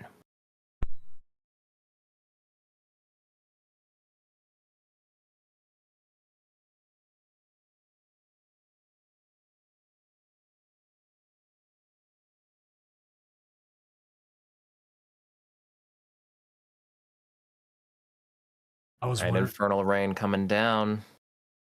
could see just an attack from the Pidgeot here. I wouldn't hate that.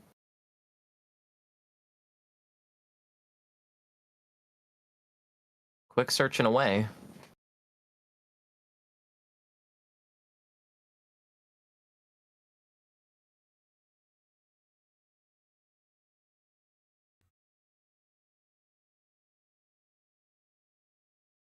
You have to wonder. The hardest thing with any Pidgeot deck is, since you have access to your whole deck every single turn, you can often find yourself in a state of like decision paralysis. You maybe have 3 different plays that you might be thinking, but you never really know which one's the correct one.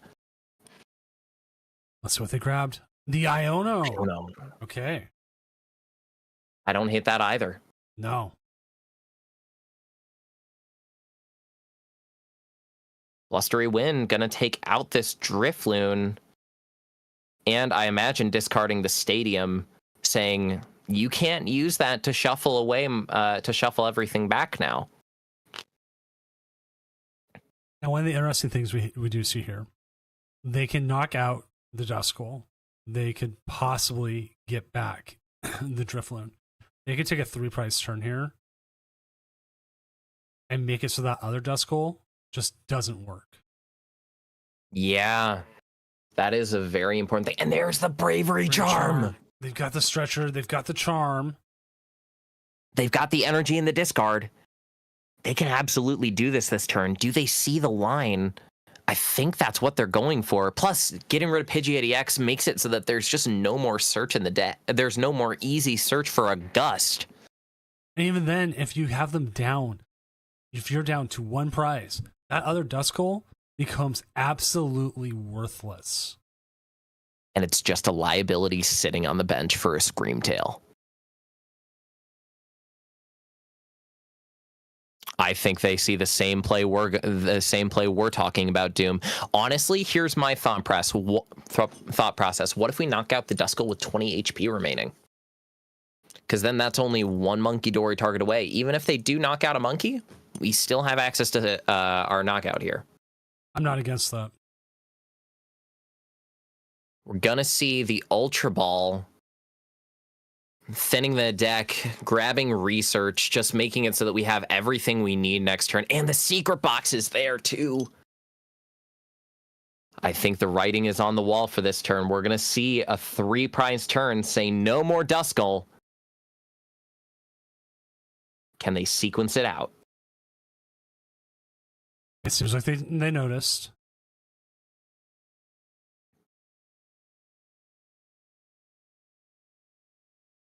Now there is, if they hadn't already played research, a possibility you go after the Charizard, but you still kind of run into that same problem, a little bit of a problem. Like, okay, does that Duskull blow up? I would rather just get rid of the Pidgeot myself. I also am happy to get rid of the Pidgeot. Not only that, but we also can just say, okay, next turn I win.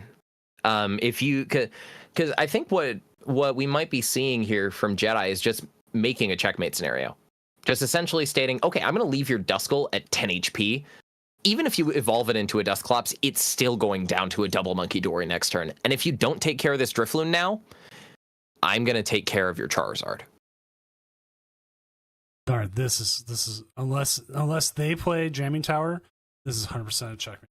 There is no Jamming Tower in the list. I think the writing might be on the wall for Jedi to be your Challenge of Doom champion. Let's see if Ino can find a way out of this checkmate scenario.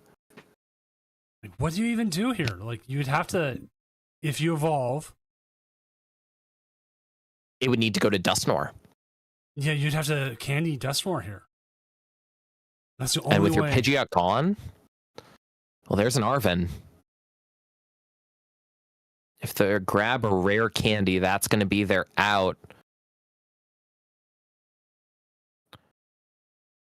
And does Jedi run the one boss?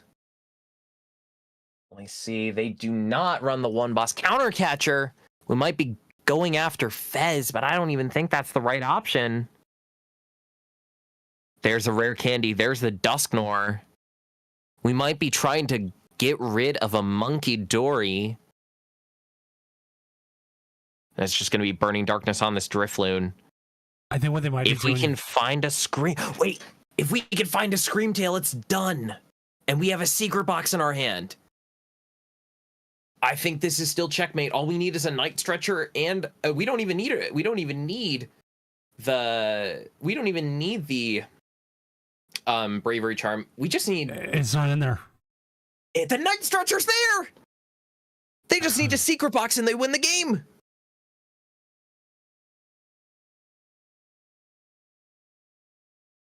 And there it is. There it is. Night Stretcher, Bravery Charm. We don't even need that.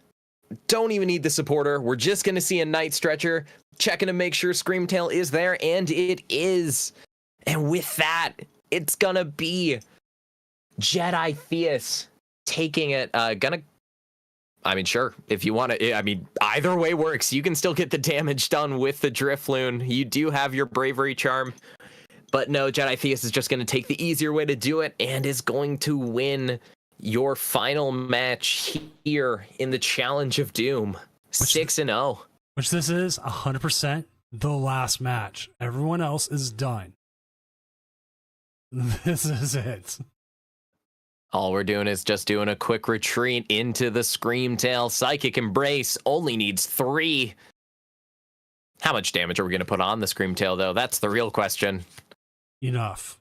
I would just put it up until you have enough. Like, let's... Nah, they're going all the way. The whole 2 minutes it takes to put every single damage counter on that. It doesn't even put all the damage on there, just 200. Roaring Scream, gonna do 200 damage to that bench Dusknoir, and that will be it. Jedi Theus taking it 6-0. Gardevoir doing what Gardevoir does, and that is win. Every time. I mean, like, it is... How many majors has Gardevoir won in this format? Too many. Like, I 100% expect Gardevoir to win Portland this weekend. Oh, I wouldn't be surprised. I would not be surprised at all. It's what I expect. I almost expect Gardevoir does. I almost expect to hit it a whole bunch. Let me see. In the past week alone, Gardevoir has won 1, 2, 3, 4, 5, 6, 7 tournaments within the past week just on Limitless. Took down your Melbourne Regional Championships, and today taking down your Challenge of Doom, piloted by Jedi Theus. Which is a very interesting name, Jedi Theus. But then I play Fortnite, so like I'm seeing all the Jedi stuff lately. So it is what it is. But this Gardevoir, it's Gardevoir. Like, I mean, there's nothing much more here. The 100% everyone's playing the secret box now. Blender is just not it. It's gotta be a secret box. even then, some players we've been seeing throw in the Zoroark. Sometimes people throw in the Morty's Conviction. But no, time and time again, we just see that if you can just maximize your consistency, Gardevoir just does what Gardevoir does best. Previously, Refinement and Kirlia was all the consistency you needed. Now you're just running straight research, playing down all of your resources, having your recovery cards to get everything back, and throwing in a few spicy techs here and there for certain matchups. But no, we just keep seeing Gardevoir doing what Gardevoir does. Yep. With that, yeah, I know. Gardevoir is crazy. Through every single rotation, people says it's gonna be bad, and then it wins. Do you know when Gardevoir will stop being good? When it finally rotates. Yeah, and even then, Gardevoir, Mega Gardevoir. And then let's see, yeah, then we have Mega Gardevoir. It's like Pikarom. Pikarom didn't even like fall off until like right before it rotated. That card was good. ADP, I think that stayed good all the way up until it rotated too. Congratulations! There you go, finalizing it right there. Yeah, Energy Acceleration is too good. Unless there's a dark Pokemon that comes out that's not Charizard that can be quicker and effective against Gardevoir, maybe. Marnie? I have seen Marnie's Grimmsnarl has really, really screwed it up. Like some of my friends are testing for NAIC, so they don't like the Marnies into it, but they haven't found a consistent list for it yet. So that's the issue Marnie's come into, and I was hoping to get it on, but we will not have that until not this week's tournament, but next week's tournament, because I will be in Portland, and I am not staying up all night before I play Pokemon. Unless I'm playing Pokemon. I don't want to be up until 3 a.m. I'm going to go get some legal marijuana, take some of that, and get hopefully a good night's sleep, and then go from there. I am as well. I've got a pre-release to go to tomorrow. I'm doing some testing. I've got so much Pokemon to play tomorrow that I also need to get some sleep. With that, we're going to call it a night. I'm going to send everyone off to Sneaky Old Crab. Any last minute self-promotion you want to give? Yeah, once again, check out my YouTube channel and Twitch channel, MCD573.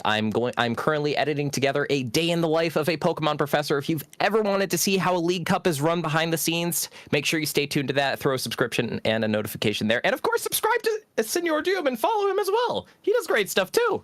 Thank you. And with that, I'm Senior Doom, tournament organizer, professional illustrator, and part-time lumberjack. I will be back next Friday where we'll have Destined Rivals will be legal. Usually we run a regional for this, but I can't run back-to-back stuff like that. I can't go to a regional and then run a regional without Mrs. Doom going, when's my time? You know, marriage.